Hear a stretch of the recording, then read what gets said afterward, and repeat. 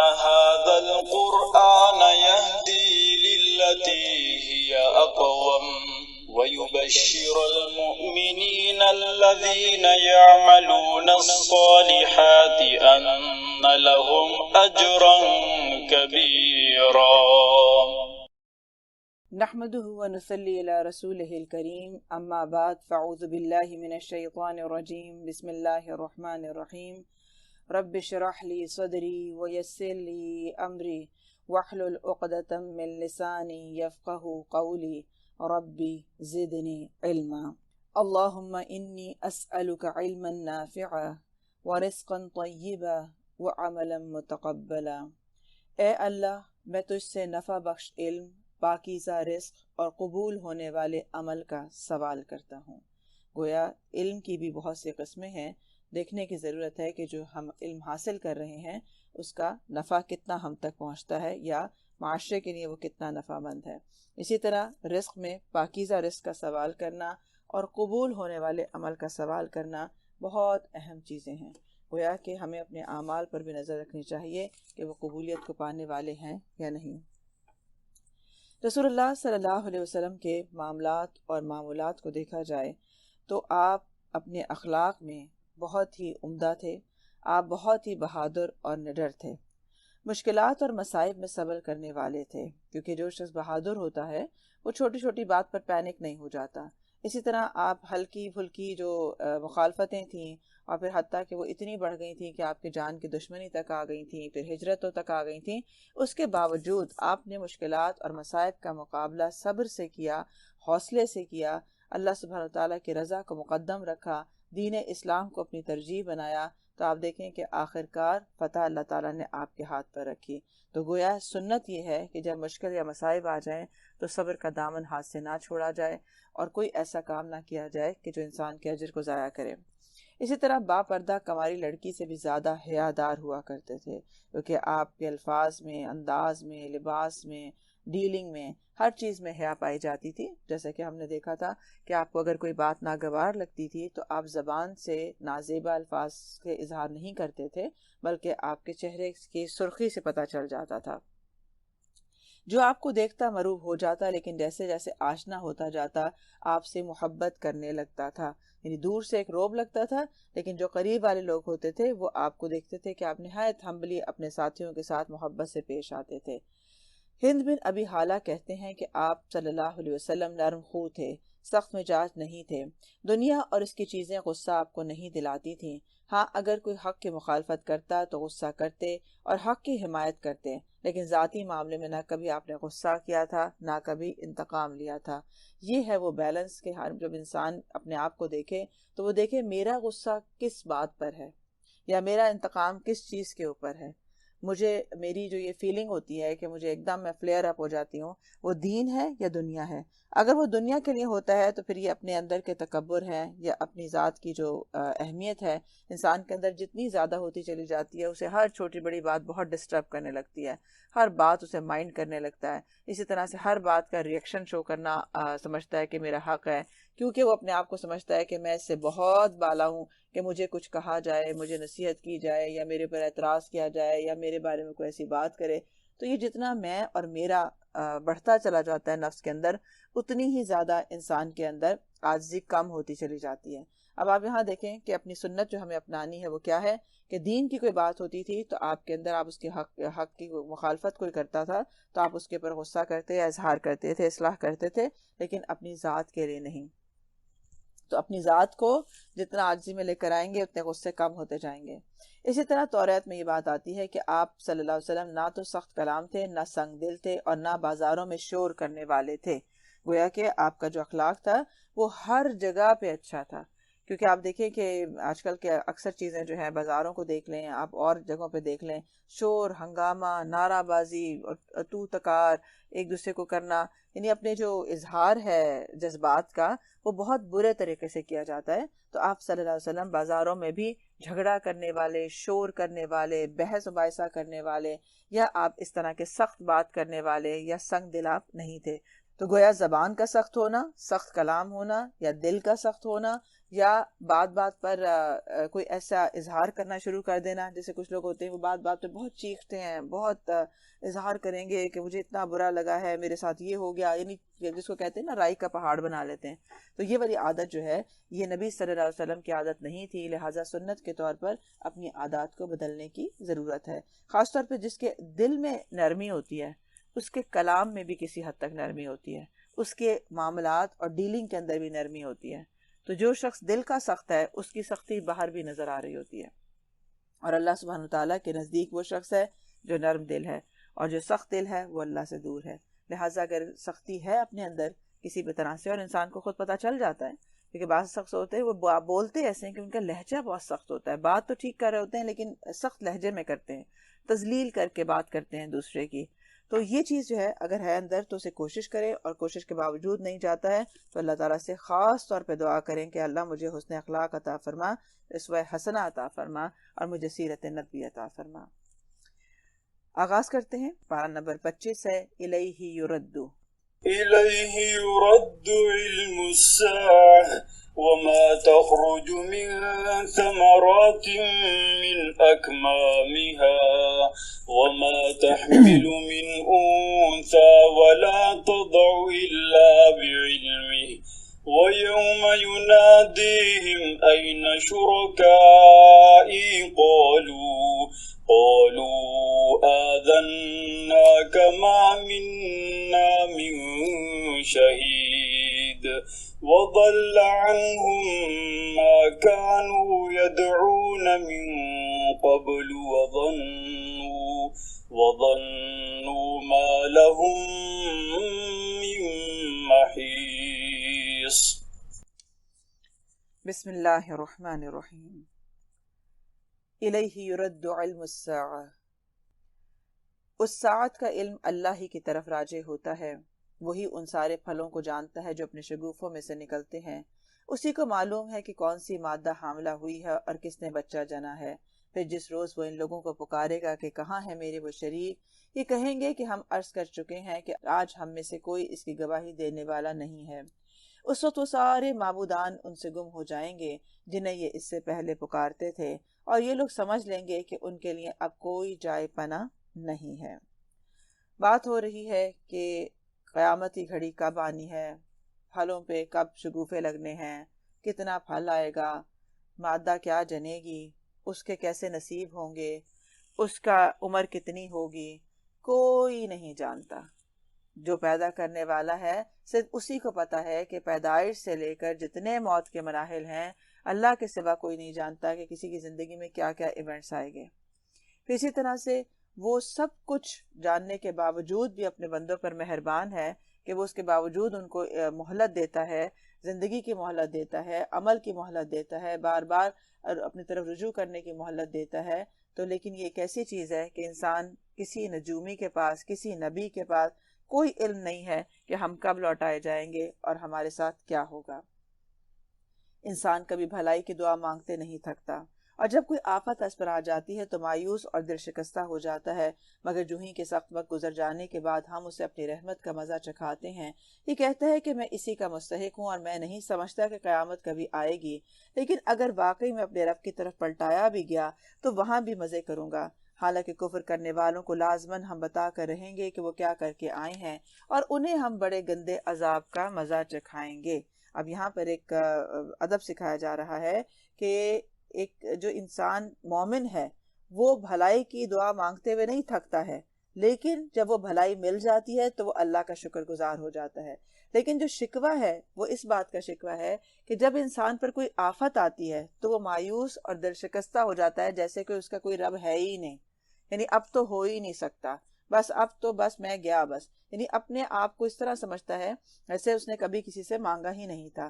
لیکن جب اسے رحمت کا مزہ چکھا دیتے ہیں، اس کے حالات اچھے ہو جاتے ہیں، بیماری چلی جاتی ہے، تو وہ یہ سمجھنے لگتا ہے کہ میرا حق تھا کہ جو مجھے ملا ہے میرے ساتھ تو ہونا ہی چاہیے تھا، کیونکہ ہم ڈیزرو کرتے ہیں. تو اسی لیے وہ سمجھتا ہے کہ میں نہیں سمجھتا کبھی قیامت آئے گی، اور یہ تو دن رات کی اونچ نیچ ہے، ہوتی ہی رہتی ہے، کبھی انسان کو گھاٹا کبھی فائدہ. لیکن اصل میں ہم جو ہیں وہ وہی ہیں جو مزے کرنے والے ہیں دنیا اور آخرت دونوں میں. گویا کہ اس کا جو کانسیپٹ ہے وہ نعمتوں کے ساتھ کچھ اور بدل جاتا ہے، جب اس سے چلی جاتی ہیں تو کچھ اور ہو جاتا ہے، وہ دونوں ہی مواقع پر اصل حقیقت کو پا نہیں سکتا۔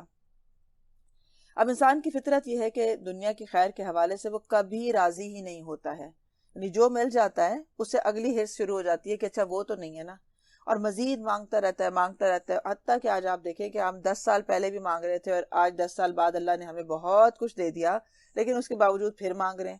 ایسے مانگتے ہیں کیونکہ انسان کمزور ہے اور وہ اللہ سبحانہ وتعالیٰ کا محتاج ہے۔ رسول اللہ صلی اللہ علیہ وسلم نے فرمایا، اگر ابن آدم کو ایک وادی سونے کی بھر کے دے دی جائے تو وہ دوسری کا خواہش مند ہو جائے گا، اور اگر دوسری دے دی جائے تو وہ تیسری کا خواہش مند ہو جائے گا، اور ابن آدم کا پیٹ مٹی کے سوا کوئی چیز نہیں بھر سکتی، اور اللہ اس کے توبہ قبول کرتا ہے جو توبہ کرنے والا ہو۔ تو گویا کہ جب کوئی اللہ سے رجوع کرتا ہے تو اللہ تعالیٰ اس کو معاف کر دیتے ہیں۔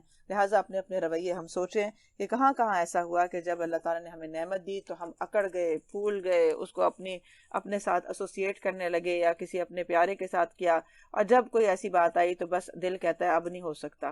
جیسے کچھ لوگ ہوتے ہیں ذرا سا شادی لیٹ ہو جائے، بس اب چھوڑیں کیا کرنی ہے، بس اب تو بس وقت گزر گیا، جو ہونا تھا ہو گیا، یعنی بالکل اپنی زندگی سے مایوس ہونے لگتے ہیں۔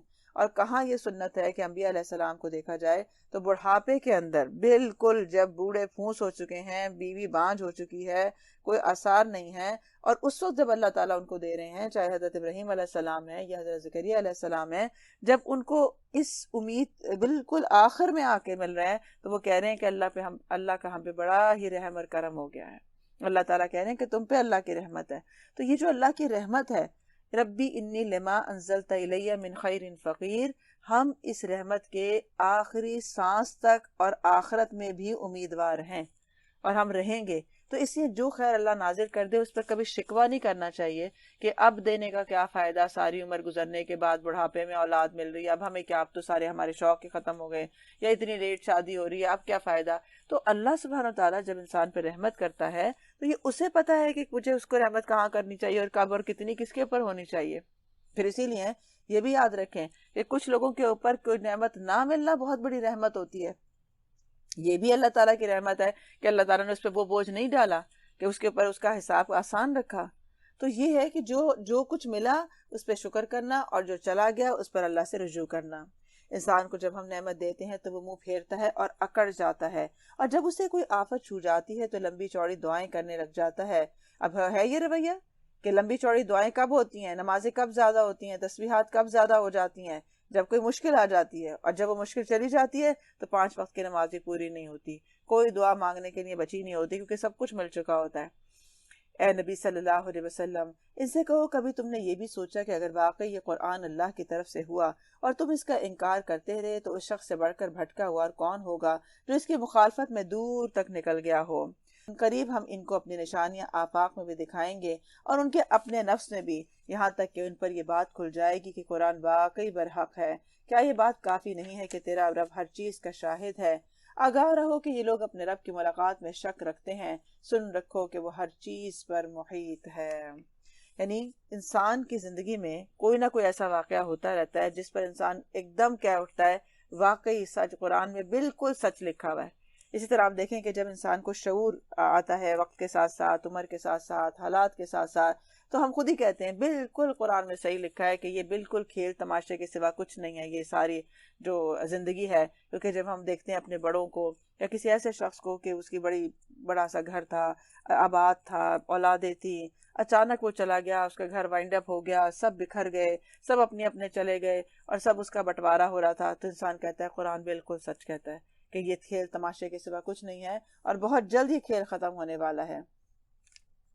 پھر اسی طرح سے آپ دیکھیں جب انسان اپنے آپ کو دیکھتا ہے، کل تک ہماری صلاحیت کچھ اور ہوتی ہے، پھر وقت کے ساتھ ساتھ کچھ اور ہو جاتی ہے، پھر قرآن کہتا ہے ایک وقت آتا ہے کہ یہ بالکل سمجھ کر بھی نہ سمجھ والے ہو جاتے ہیں۔ اور ہم اپنے ارد گرد بہت سارے ایسے بزرگ دیکھتے ہیں، کبھی کوئی ایسا پیشنٹ دیکھتے ہیں کہ ہم کہتے ہیں دیکھو یہ کیا تھا جب تو اس کا ایکسیڈنٹ ہوا تو کیا سے کیا ہو گیا، یا اس کو ڈیمنشیا سے پہلے یہ کیا تھا اب یہ کیسا ہو گیا۔ پھر ہم کہتے ہیں قرآن بالکل سچ کہتا ہے کہ یہ سب اللہ کے ہاتھ میں، کہ وہ انسان کو چاہے تو اس کی تخلیق کو بالکل الٹ کر رکھ دے۔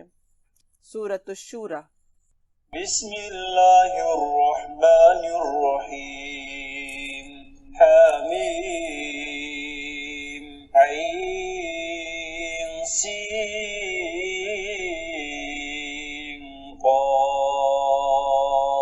كذلك يوحي إليك وإلى الذين من قبلك الله العزيز الحكيم له ما في السماوات وما في الأرض وهو العلي العظيم. بسم اللہ الرحمن الرحیم.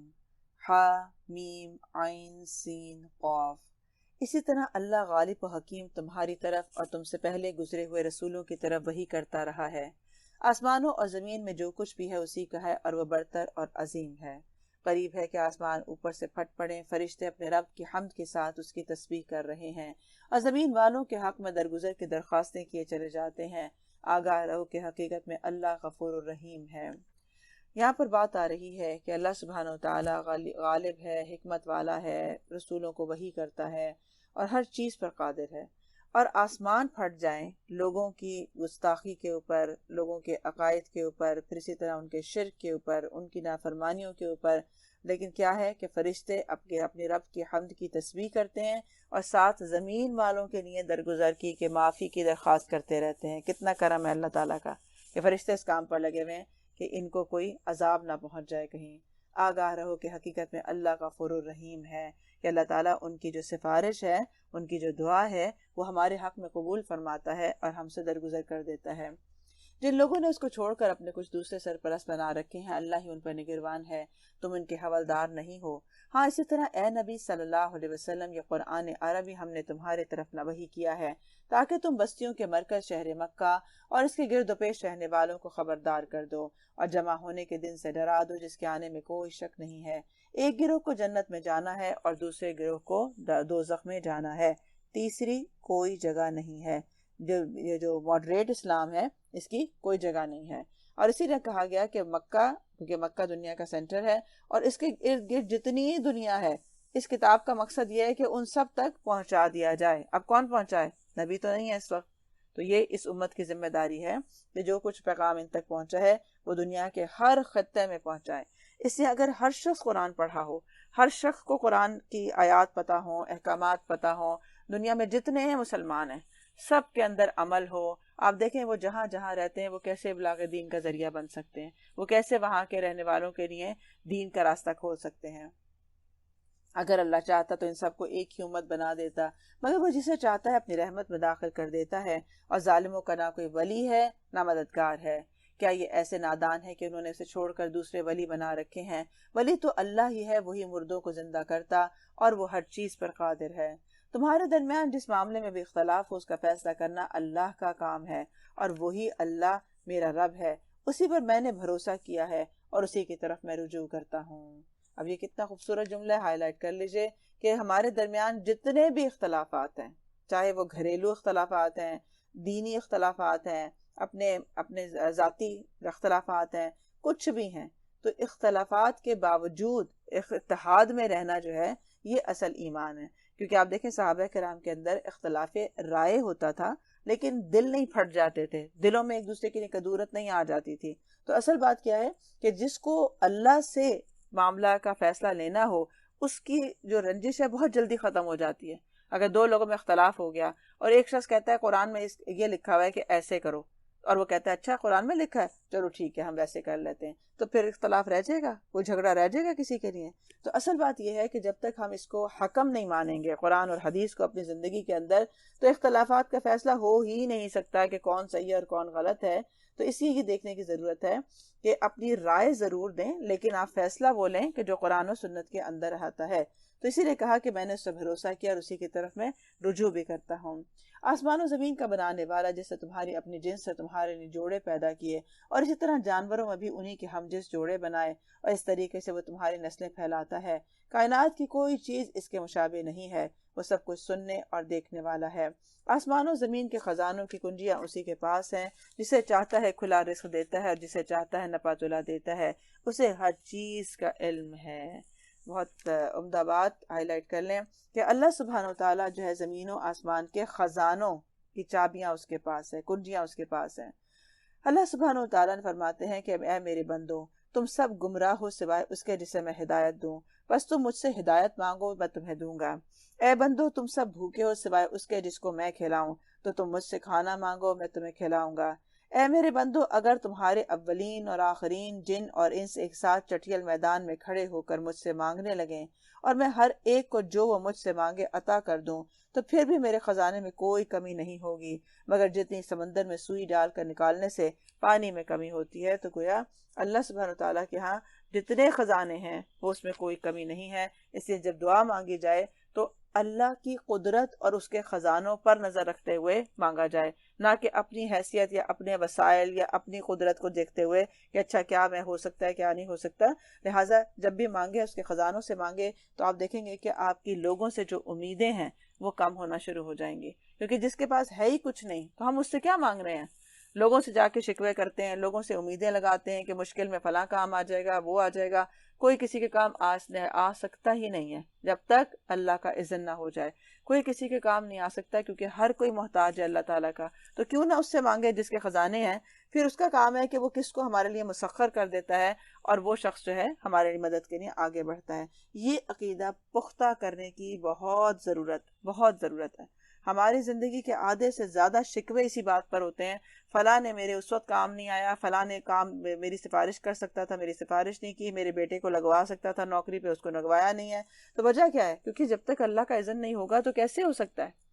جیسے آپ دیکھیں کہ قرآن بار بار یہ بات بتاتا ہے کہ قیامت کے دن بھی شفاعت، سفارش صرف ان کی سنی جائے گی جس کے لیے اللہ کا اذن ہو جائے گا۔ حالانکہ انبیاء علیہ السلام شفاعت کا حق رکھتے ہوں گے، فرشتوں کو حق حاصل ہوگا اور لوگوں کو حق حاصل ہوگا، لیکن وہ حق لمیٹڈ ہے۔ جب تک اللہ کا جس کے لیے اذن ہوگا تو وہ سفارش کام کر پائے گی۔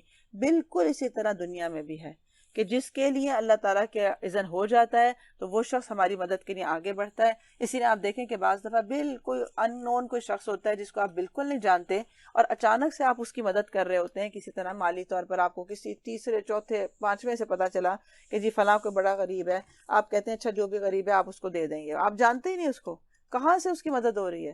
وہ اللہ کا اذن جب ہو گیا تو اللہ تعالیٰ نے اس کے ذریعہ خود بخود بنایا۔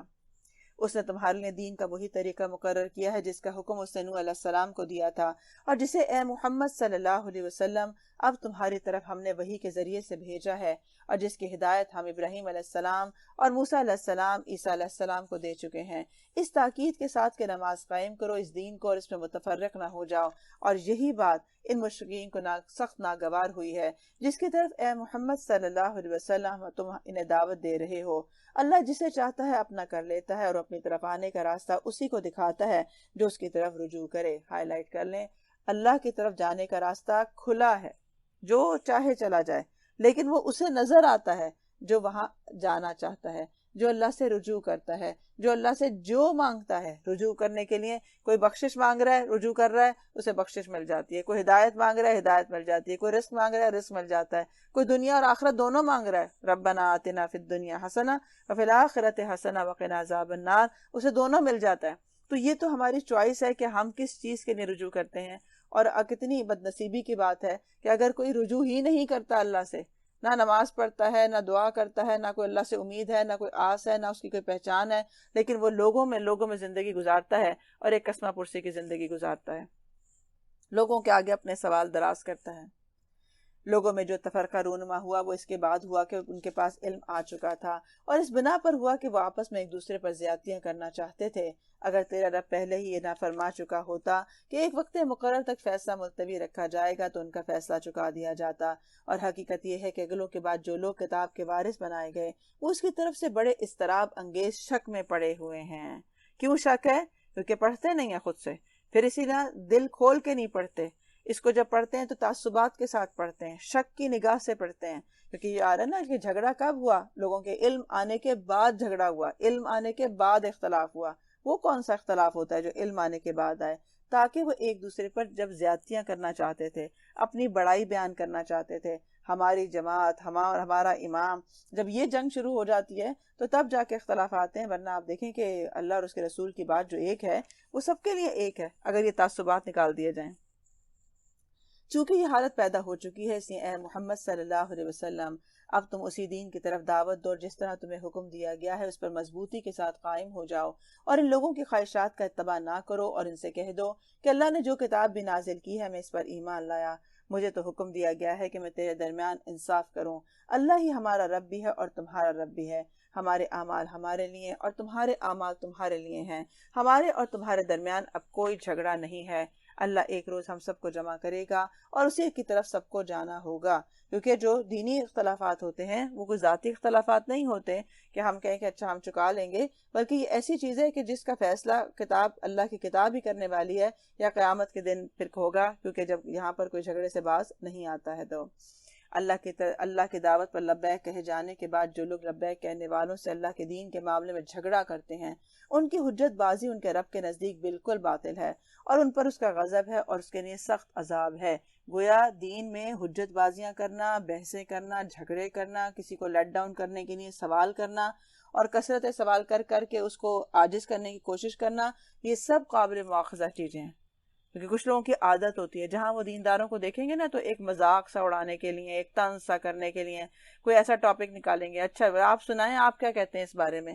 اچھا ان کو پتہ ہوتا ہے کہ وہ ان کی رائے سے مختلف رائے ہے ان کی، کیونکہ وہ قرآن پڑھے نہیں ہے اور دوسرا قرآن پڑھا ہے، پھر وہ اس موقع کی طاق میں ہوتے ہیں کہ کسی طرح اس کو بحث کا موضوع بنایا جائے اور ساری پبلک کو اپنے ساتھ ملا کر اس بحث میں جیتنے کی کوشش کی جائے۔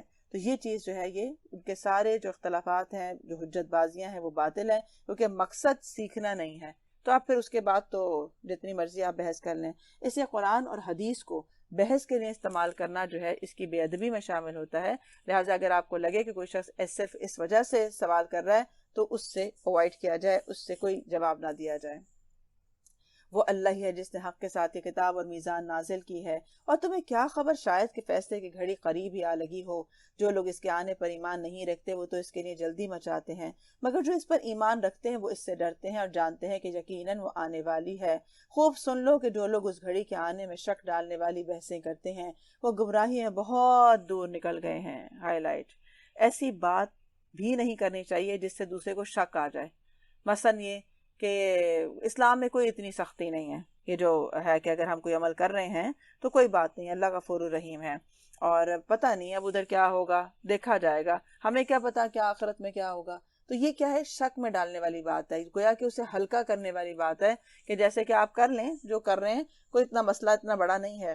تو اسی یہ بات آ رہی ہے یہاں پر کہ جو شک میں ڈالنے والی باتیں کرتے ہیں، بحثیں کرتے ہیں، وہ گمراہی میں بہت دور نکل گئے ہیں۔ اللہ اپنے بندوں پر بہت مہربان ہے۔ اللہ لطیف بعبادہ یرزق من یشاء۔ اللہ اپنے بندوں پر بہت لطف و کرم کرنے والا ہے، جسے جو کچھ چاہتا ہے دیتا ہے، اور وہ بڑی ہی قوت والا اور زبردست ہے۔ اب بندوں کی اچھائی کو نشر کرتا ہے۔ اللہ کا لطف و کرم کیا ہے کہ کوئی ذرا سی نیکی نہیں کر لیتا تو اللہ تعالیٰ اس کو بدل دیتے ہیں، ہمارے عیبوں کو ڈھانک دیتے ہیں، کیونکہ لوگوں کو نہیں پتا کہ ہم کیا کچھ ہیں۔ لوگ تو ہمیں عزت دار لوگ سمجھتے ہیں، ہم سمجھتے ہیں کہ ہم نیک لوگ ہیں، لیکن کیا ہے کہ اللہ تعالیٰ نے ہمارے پردے رکھے ہیں، یہ اس کا لطف و کرم ہے۔ اسی طرح سے اللہ سبحانہ وتعالیٰ تھوڑے عمل کا زیادہ ثواب دیتے ہیں، یہ اس کا لطف و کرم ہے۔ پھر ہمارے گناہوں پر جلدی سزا نہیں دیتے، توکل کرنے والے کو نامراد نہیں کرتے، پھر خود انسان کی ذات سے بھی زیادہ اس کے لیے مہربان ہے۔ یعنی انسان کو اپنا خود بھی اتنا احساس نہیں ہے کہ میرے ساتھ کیا ہوگا اور میرے لیے جہنم جو ہے وہ کتنا بڑا عذاب ہوگا، جتنا کہ اللہ سبحانہ وتعالیٰ اس کے لیے مہربان اور اس کے لیے خیر خواہ ہے۔ اسی لیے اللہ تعالیٰ بار بار اس کو مواقع دیتا ہے، بار بار اسے معاف کر دیتا ہے گناہوں کی توبہ کرنے پہ، تاکہ انسان جو ہے وہ بچ جائے۔ پھر اسی لیے اس کے فیصلے انسان کے حق میں ہوتے ہیں، یعنی جو بھی فیصلہ اللہ تعالیٰ کرتے ہیں، چاہے ہمیں ناگوار ہو، ہمیں لگ رہا ہو کہ میرے ساتھ بڑا برا ہوا ہے، وہ برا ہوتا نہیں ہے۔ یہ ہماری اپنی کم عقلی ہوتی ہے یا ہماری اپنی ایک ناسمجھی ہوتی ہے، جس کی وجہ سے ہم نے خود ہی اپنی عقل کے مطابق اچھا برا بنا رکھا ہے کہ یہ اچھا ہے اور یہ برا جو میری زندگی میں ہو رہا ہے۔ جبکہ اللہ سبحانہ وتعالیٰ اپنے بندوں پر جس طرح سے لطف و کرم کرنے والا ہے، اس کے ہر فیصلے میں اس کے بندے کی جو بھلائی مخفی ہوتی ہے، وہ فیصلہ اس کے مطابق ہی کرتا ہے۔ وَمَن يَتَّقِ اللَّهَ يَجْعَل لَّهُ مَخْرَجًا، جو تقویٰ کرتا ہے اللہ سبحانہ وتعالیٰ اس کے لیے نکلنے کا راستہ بنا دیتے ہیں۔ اس لیے آپ نے جیسے ابھی سورہ الکہف میں بھی دیکھا کہ خضر علیہ السلام نے جو ایسے کام کیے جو بظاہر موسیٰ علیہ السلام کو لگ رہے تھے کہ یہ ٹھیک نہیں ہوئے ہیں، اور سارے جتنے ٹھیک کام بظاہر نہیں ہو رہے تھے، جب انہوں نے اس کی لاجک بتائی کہ میں نے کیوں کیا، تو ہم سب کیا اٹھتے ہیں، ہاں سبحان اللہ، کیسے اللہ تعالیٰ نے پروٹیکٹ کیا۔ وہ جو لڑکے تھے اور ان کی دیوار کے نیچے خزانہ تھا ان کے باپ کا، تو انہوں نے تعمیر کروا دی ان کی دیوار، اور پھر اسی طرح سے کشتی میں جب اس کو عیب دار کیا، کیونکہ تاکہ بادشاہ ان کی کشتی کو لے نہ لے کہیں پر، تو ہم کہتے ہیں سبحان اللہ، کتنا اللہ مہربان ہے۔ لیکن جب ہماری اپنی ذات کی بات آتی ہے، ہمارے اپنے زندگی کے واقعات میں اونچ نیچ کی بات آتی ہے، تو ہمیں اس وقت ہم بھول جاتے ہیں کہ یہ بھی وہی اللہ کر رہا ہے جس طرح سے اللہ تعالیٰ نے باقی کائنات کو خیر پر مبنی بنایا ہے۔ ہماری زندگی میں ہونے والا ہر واقعہ، چاہے وہ سورج کا ڈوبنا ہو، چاہے سورج کا نکلنا ہو، چاہے ہمارے اچھے دن ہو یا ہمارے برے دن ہو، یہ سب کے سب اللہ سبحانہ وتعالیٰ کا اذن سے ہے، اور اس میں کوئی نہ کوئی حکمت ہمارے لیے خیر پوشیدہ ہے۔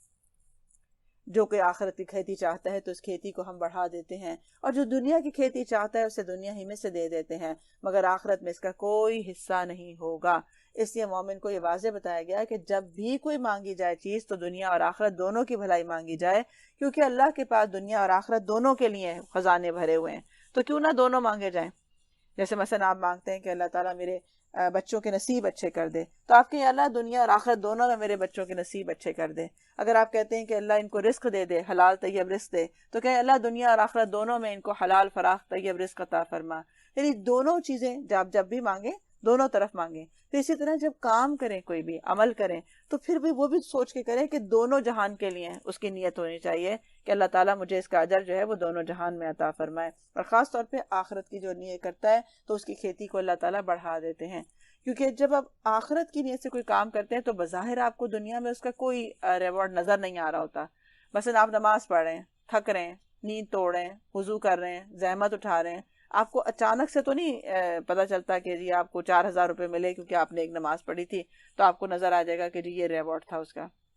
لیکن جو شخص اپنی آخرت کے لیے کھیتی جمع کر رہا ہے تو اللہ تعالیٰ اس کو بڑھا دیتے ہیں۔ اسی کو علم الغیب کہا جاتا ہے کہ ہم غیب پر ایمان لائے کہ اگر اللہ نے کہا ہے کہ اس کا اجر ہوگا تو پھر ہوگا۔ کیا یہ لوگ کچھ ایسے شریک رکھتے ہیں جنہوں نے اس کے لیے دین کی نوعیت رکھنے والا ایک ایسا طریقہ مقرر کر دیا ہے جس کا اللہ نے اذن دیا ہے؟ اگر فیصلے کی بات پہلے طے نہ کی گئی ہوتی تو ان کا فیصلہ چکا دیا جاتا۔ یقیناً ان ظالموں کے لیے دردناک عذاب ہے۔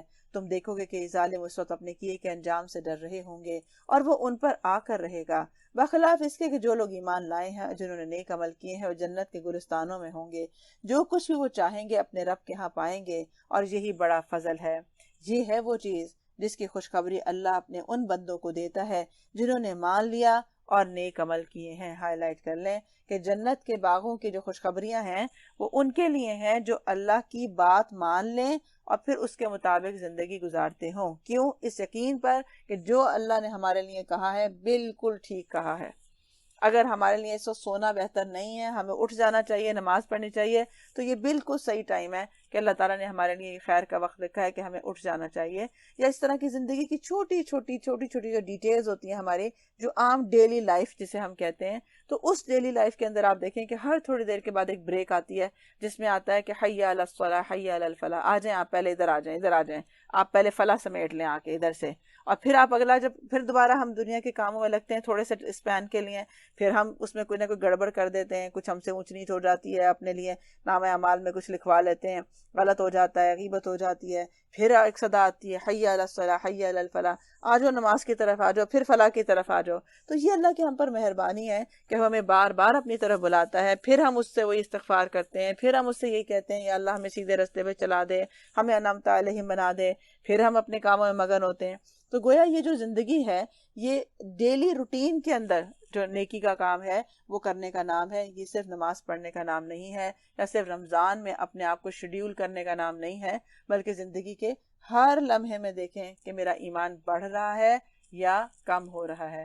جیسے کہ حسن بصری نے کہا کہ ہر لمحے میں دیکھو کہ میں کہاں جنت کے قریب ہوا اور کہاں جہنم سے دور ہوا، یا جہنم کے قریب ہوا اور یا جنت سے دور ہوا۔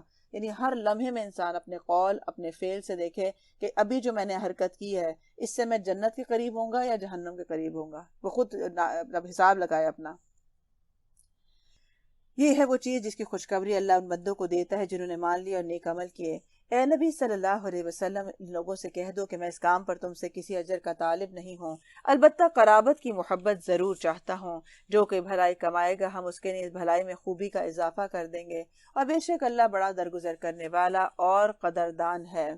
کیا یہ لوگ کہتے ہیں کہ اس شخص نے اللہ پر جھوٹا بہتان گھڑ لیا؟ اگر اللہ چاہے تو تمہارے دل پر مہر کر دے، وہ باطل کو مٹا دیتا ہے، حق کو اپنے فرمان سے حق کر دکھاتا ہے، وہ سینوں کے چھپے ہوئے راز جانتا ہے، وہی ہے جو اپنے بندوں سے توبہ قبول کرتا ہے اور برائیوں سے درگزر کرتا ہے، حالانکہ تم لوگوں کے سب افعال کا اسے علم ہے۔ وہ ایمان لانے والوں اور نیک عمل کرنے والوں کی دعا قبول کرتا ہے اور اپنے فضل سے ان کو اور زیادہ دے دیتا ہے۔ ہائی لائٹ کر لیں، کن لوگوں کی دعائیں قبول ہوتی ہیں؟ جو ایمان لائے اور نیک عمل کرنے والوں کی دعا زیادہ قبول ہوتی ہے، ورنہ دعا تو سبھی کی سنی جاتی ہے، اور اپنے فضل سے ان کو زیادہ دے دیتا ہے۔ فضل سے کیسے ملتا ہے؟ مثلا ہم نے مانگی ایک چیز ہوتی ہے، لیکن اس کے جتنے فوائد ہوتے ہیں یا اس کے اندر جتنی خیر و برکت ہوتی ہے وہ بہت زیادہ ہمیں مل جاتی ہے۔ یعنی ہم نے مانگا نہیں ہوتا کہ ہر مائنیوٹ ڈیٹیل نہیں مانگی ہوتی ہم نے کہ ہمیں یہ بھی مل جائے یہ بھی مل جائے، لیکن مثلا آپ کو ایک اولاد ملی، اب اولاد کے ساتھ جتنی خیر ہے وہ آٹو پہ ملی ہے کیونکہ آپ نے باقی چیزیں مانگی نہیں تھی اس کے ساتھ والی۔ تو اس طرح اللہ تعالیٰ وہی ہے جو اپنے بندوں سے توبہ قبول کرتا ہے، برائیاں دور کرتا ہے، نیکیوں کو قبول کرتا اور نعمتوں کو بڑھا دیتا ہے۔ رہے انکار کرنے والے تو ان کے لیے دردناک سزا ہے۔ اگر اللہ اپنے سب بندوں کو کھلا رزق دے دیتا تو وہ زمین میں سرکشی کا طوفان برپا کر دیتے، مگر وہ ایک حساب سے جتنا چاہتا ہے نازل کرتا ہے۔ یقیناً وہ اپنے بندوں سے باخبر ہے اور ان پر نگاہ رکھتا ہے۔ کیوں نگاہ رکھتا ہے؟ ہر ایک کا پتہ ہے کس کو کتنا دوں گا تو اس کے حق میں خیر ہے، ورنہ یہ سرکش ہو جائے گا، یہ اپنا نقصان کر لے گا، اس کو زیادہ دیا تو یہ کر لے گا اور اس کو کم دیا تو یہ کر لے گا۔ وہی ہے جو لوگوں کے مایوس ہو جانے کے بعد می برساتا ہے اور اپنی رحمت پھیلا دیتا ہے، اور وہی قابل تعریف ولی ہے۔ اس کی نشانیوں میں سے ہے یہ زمین اور آسمانوں کی پیدائش اور یہ جاندار مخلوقات جو اس نے دونوں جگہ پھیلا رکھی ہیں۔ وہ جب چاہے انہیں اکٹھا کر سکتا ہے۔ تم پر جو مصیبت بھی آتی ہے تمہارے اپنے ہاتھوں کی کمائی سے آئی ہے، اور بہت سے قصوروں سے تو درگزر کر دیتا ہے۔ اب تم زمین میں اپنے اللہ کو عاجز کر دینے والے نہیں ہو، اور اللہ کے مقابلے میں تم کوئی حامی و ناصر بھی نہیں رکھتے ہو۔ ہائی لائٹ کر لیں، جو مصیبت آتی ہے تمہارے ہاتھوں کی کمائی سے آتی ہے، جبکہ وہ ابھی تو بہت سارے قصوروں کو معاف کر چکا ہوتا ہے، تب یہ ہے کہ جو رہ جاتے ہیں ان کی یہ جو چھوٹی موٹی ہمیں مشکلات آتی رہتی ہیں۔ اب نعمتوں کی فراوانی کا نقصان کیا ہے؟ ایک دوسرے کے خلاف ظلم بڑھ جاتا ہے، یعنی جب بہت زیادہ مال و دولت ہو جائے، ہر ایک کے پاس اختیار ہو جائے، تو کیا فرمایا گیا ہے کہ اللہ تعالیٰ جس کو چاہتا ہے کھلا دیتا ہے، جس کو چاہتا ہے تنگ کر دیتا ہے۔ تو یہ جو ایک اونچ نیچ ہے، اس سے ہماری زندگی کا ایک سسٹم چلتا ہے، یعنی کچھ لوگوں کے کام آنے والے بن جاتے ہیں۔ مثلا ہمیں کوئی ضرورت پیش آئے، اگر ہم جوتا اپنا خرید سکتے ہیں، لیکن اگر جوتا ٹوٹ جائے تو ہمیں کس کی ضرورت پیش آتی ہے؟ پھر ہم کسی ڈاکٹر یا کی قابلیت سے فائدہ نہیں اٹھا سکتے، اس کے لیے ہمیں جانا پڑتا ہے کسی موچی کے پاس، کیونکہ اب وہ ہمارا وہ ہے جو ایکسپرٹ ہے۔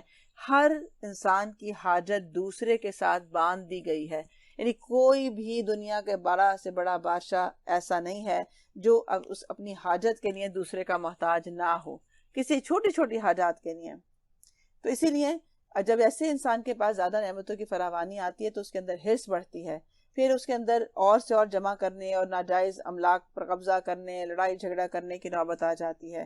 تو اسی لیے یہاں پر جو ہے اللہ تعالیٰ کو پتہ ہے کہ کس کو کتنا دینا چاہیے، اور جس سے یہ نظام جو ہے وہ خراب نہ ہو جائے۔ اسی کی نشانیوں میں سے ہیں یہ جہاز جو سمندر میں پہاڑوں کی طرح نظر آتے ہیں۔ اللہ جب چاہے ہوا کو ساکن کر دے اور یہ سمندر کی پیٹھ پہ کھڑے کے کھڑے رہ جائیں، اور اس میں بڑی نشانیاں ہیں ہر اس شخص کے لیے جو کمال درجہ صبر اور شکر کرنے والا ہو۔ ہائی لائٹ کر لیں، جس کے اندر بہت شکر اور صبر کی صفت ہو، اسے وہ باتیں بہت آسانی سے سمجھ میں آنے لگتی ہیں جو نشانیاں اس کی زندگی میں گزر رہی ہوتی ہیں، یعنی ہر چیز سے وہ سبق سیکھتا ہے۔ صبر کرنے والے سے مراد وہ شخص ہے جو اپنے نفس کو قابو میں رکھے اور اچھے برے تمام حالات میں بندگی کے رویے پر ثابت قدم رہے، جس کا حال یہ نہ ہو کہ اچھا وقت آئے تو اپنی ہستی کو بھلا کر اللہ سے باغی اور بندوں کے حق میں ظالم بن جائے، اور برا وقت آ جائے تو دل چھوڑ بیٹھے، یعنی مایوس ہو جائے اور ہر ذلیل سے ذلیل حرکت کرنے پر اتار آئے۔ اور شکر کرنے والے سے مراد وہ شخص ہے جسے تقدیر الہی خواہ کتنا ہی اونچا اٹھا لے جائے، وہ اسے اپنا کمال نہیں بلکہ اللہ کا احسان سمجھتا رہے، اور وہ خواہ کتنا ہی نیچے گرا دیا جائے، اس کی نگاہ اپنی محرومیوں کے بجائے ان نعمتوں پر ہی مرکوز رہے جو برے سے برے حالات میں بھی آدمی کو حاصل رہتی ہیں، اور خوشحالی اور بدحالی دونوں حالتوں میں اس کی زبان اور اس کے دل سے اپنے رب کا شکر ہی ادا ہوتا ہو۔ جیسا کہ نبی صلی اللہ علیہ وسلم کے لیے آتا ہے کہ جب آپ کو کوئی نعمت ملتی تو آپ کہتے تھے الحمدللہ الذی بنعمتہ تتم الصالحات، اور جب آپ کو کوئی مشکل پیش آتی تھی، ناگوار سچویشن پیش آتی، تو آپ کہتے الحمدللہ علی کل حال، کہ گویا کہ ہر حال میں ہی اللہ کا شکر ہے۔ پھر اسی طرح بڑی نشانیاں ہر اس شخص کے لیے جو کمال درجہ صبر اور شکر کرنے والا ہو، یا ان پر سوار ہونے والوں کے بہت سے گناہوں سے درگزر کرتے ہوئے ان کے چند ہی کرتوتوں کی پاداش میں انہیں ڈبو دے، اور وہ چاہے تو اس وقت ہماری آیات میں جھگڑے کرنے والوں کو پتہ چل جائے کہ ان کے لیے کوئی جائے پناہ نہیں ہے، اور جو کچھ بھی تم لوگوں کو دیا گیا ہے وہ محض دنیا کی چند روزہ زندگی کا سر و سامان ہے، اور جو کچھ اللہ کے ہاں ہے وہی بہتر ہے اور پائیدار بھی ہے۔ ہائی لائٹ کر لیں، یہاں جو ہمیں وقتی طور پہ جو کچھ دیا گیا یہ بہت کم عرصے کے لیے دیا گیا ہے، لیکن اسی لیے ایک وہ مال ہے جو ہم اپنے اوپر خرچ کرتے ہیں، ایک وہ مال ہے جو ہم اللہ کی راہ میں دے دیتے ہیں۔ تو جو اپنے اوپر خرچ کیا وہ ختم ہو گیا، جو کھا لیا جو پہن لیا ختم ہو گیا، لیکن جو اللہ کے راستے میں دے دیا ہے وہی پائیدار ہے اور بہتر اجر لانے والا ہے۔ لہٰذا دیکھا جائے کہ ہم اس مال کو یا اپنے وقت کو یا صلاحیت کو کہاں کہاں لگاتے ہیں کہ جس میں ہمارا آخرت کا حصہ زیادہ ہو جائے۔ وہ لوگوں کے لیے ہے جو ایمان لائے ہیں اور اپنے رب پر بھروسہ کرتے ہیں، جو بڑے بڑے گناہوں اور بے حیائی کے کاموں سے پرہیز کرتے ہیں، اور اگر غصہ آ جائے تو درگزر کر جاتے ہیں، جو اپنے رب کا حکم مانتے ہیں، نماز قائم کرتے ہیں اور اپنے معاملات آپس کے مشورے سے طے کرتے ہیں۔ ہائی لائٹ کر کے 1 2 3 کرتے جائیں کہ یہ کن لوگوں کے لیے ہے پائیدار جو اجر ہے، اور ان کے لیے جو ایمان لاتے ہیں۔ تو جو ایمان لانا پہلی بات ہے، پھر رب پر بھروسہ کرنا، پھر بڑے گناہوں اور بے حیائی سے بچنا، پھر غصہ آ جائے تو درگزر کرنا۔ یعنی کتنے بڑے بڑے کاموں کے ساتھ یہ غصے کو رکھا گیا ہے، کیونکہ یہ بھی ایک جذباتی ایسی کیفیت ہوتی ہے جس میں شیطان انسان کو بہت حد تک ذلیل کرنے کے حد تک لے آتا ہے۔ کیونکہ بعض لوگ آپ دیکھیں نا غصے میں کیا سے کیا کر جاتے ہیں، یعنی بعض دفعہ قتل و غارت ہو جاتا ہے، یا غصے میں اپنی عزت کو پامال کر دیتے ہیں، ایسی ایسی باتیں بول جاتے ہیں کہ بعد میں کوئی شخص ان کا یقین نہیں کرتا یا ان کا اعتبار ہی نہیں کرتا کہ اچھا آپ ایسے تھے، ہمارے سامنے تو ایسے بنتے ہیں۔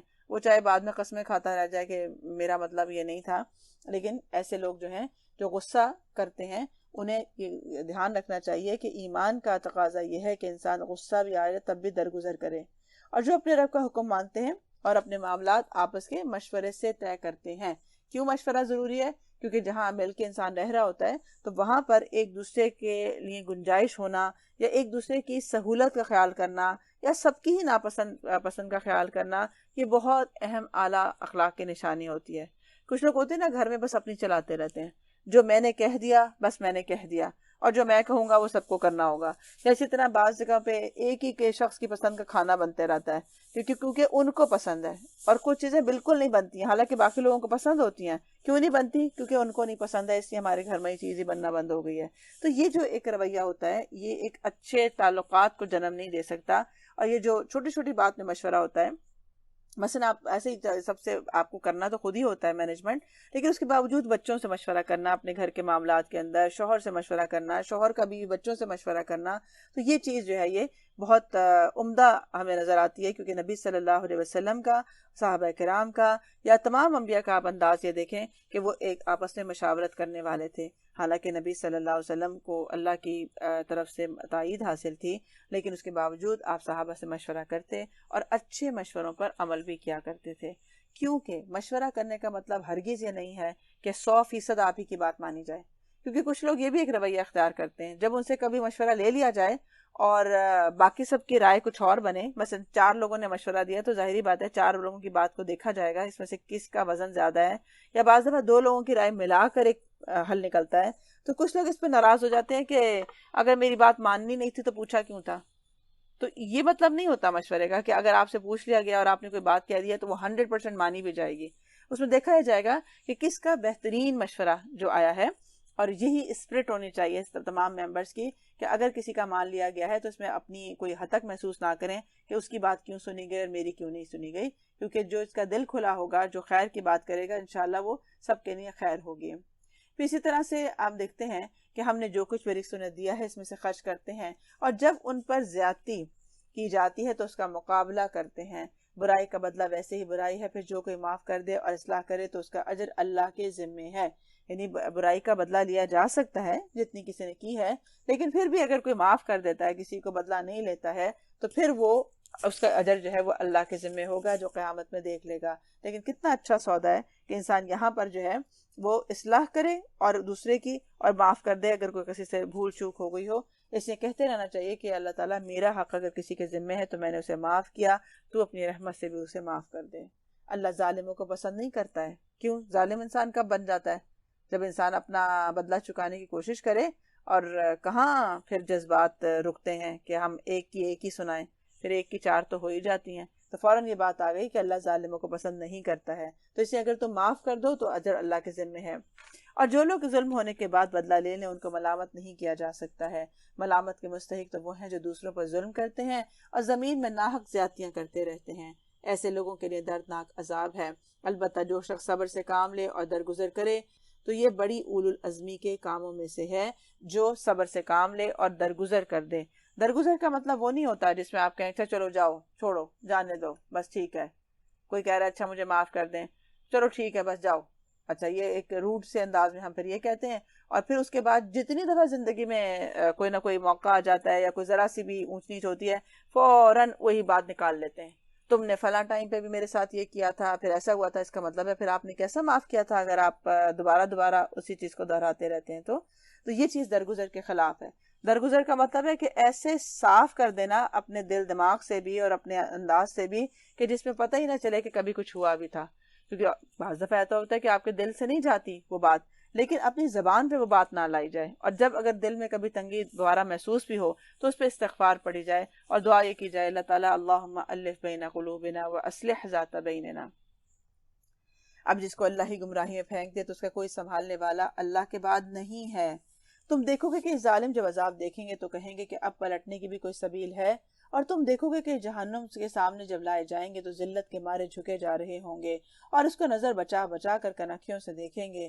اس وقت وہ لوگ جو ایمان لائے تھے کہیں گے کہ واقعی نقصان میں ہے جنہوں نے آج قیامت کے دن اپنے آپ کو اور اپنے متعلقین کو خسارے میں ڈال دیا.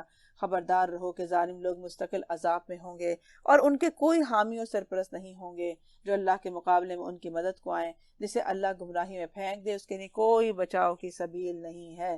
اور کس کو اللہ تعالیٰ پھینک دے؟ کیونکہ یہ فیصلہ جو ہے وہ انسان کا اپنا ہی ہوتا ہے کہ وہ بار بار جاننے کے باوجود درست بات اس سے سرکشی کرتا ہے، اس سے اعراض برتتا ہے، اس کو اہمیت نہیں دیتا ہے. تو یہ بھی چیز جو ہے انسان کے دل کو سخت کر دیتی ہے اور پھر وہ دور ہوتا ہی چلا جاتا ہے. مان لو اپنے رب کی بات قبل اس کے کہ وہ دن آئے جس کے ٹلنے کی کوئی صورت اللہ کی طرف سے نہیں ہے. اللہ ہمیں یہ یقین عطا فرمائے، ہمیں آخرت کا، دنیا کا وہ یقین عطا کرے کہ جس کے بعد ہمارے اعمال سدھر جائیں اور ہم اس عذاب سے بچ سکیں. اس دن تمہارے لیے کوئی جائے پناہ نہیں ہوگی، نہ کوئی تمہارے حال کو بدلنے کی کوشش کرنے والا ہوگا. اب اگر یہ لوگ منہ موڑتے ہیں تو اے نبی صلی اللہ علیہ وسلم، ہم نے تم کو ان پر نگہبان بنا کر تو نہیں بھیجا ہے، تم پر تو صرف بات پہنچا دینے کی ذمہ داری ہے. انسان کا حال یہ ہے کہ جب ہم اسے اپنی رحمت کا مزہ چکھاتے ہیں تو وہ اس پر پھول جاتا ہے، اور اگر اس کے اپنے ہاتھوں کا کیا دھرا کسی مصیبت کی شکل میں اس پر پڑتا ہے تو سخت ناشکرا بن جاتا ہے. اللہ زمین اور آسمانوں کی بادشاہی کا مالک ہے، جو کچھ چاہتا ہے پیدا کرتا ہے، جسے چاہتا ہے لڑکیاں دیتا ہے اور جسے چاہتا ہے لڑکے دے دیتا ہے، جسے چاہتا ہے لڑکے اور لڑکیاں ملا جلا کر دیتا ہے اور جسے چاہتا ہے بانجھ کر دیتا ہے. وہ سب کچھ جانتا اور ہر چیز پر قادر ہے. گویا جس میں جس کی جتنی بھلائی ہوتی ہے اس کو اتنا اس طرح سے عطا کر دیتا ہے. کیونکہ ہم تو یہ چاہتے ہیں کہ بس بیٹے ہی بیٹے ہو جائیں، اور بیٹیاں جو ہے وہ کتنے لوگ ہیں جو چاہتے ہیں کہ بیٹیاں بھی ہو جائیں. تو اس صورت میں اگر ایسے ہو جائے، ہماری فرمائش مانی جائے، تو دنیا کا نظام چل سکتا ہے، دنیا میں کوئی بیلنس ہو سکتا ہے، دنیا میں شادیاں ہو سکتی ہیں ایک دوسرے کے ساتھ کسی کی. تو وجہ کیا ہے؟ یہ اللہ تعالیٰ کا ہے. پھر اسی طرح ہم تو چاہتے ہیں پہلا جو ہے ہمیشہ ہی بیٹا ہونا چاہیے.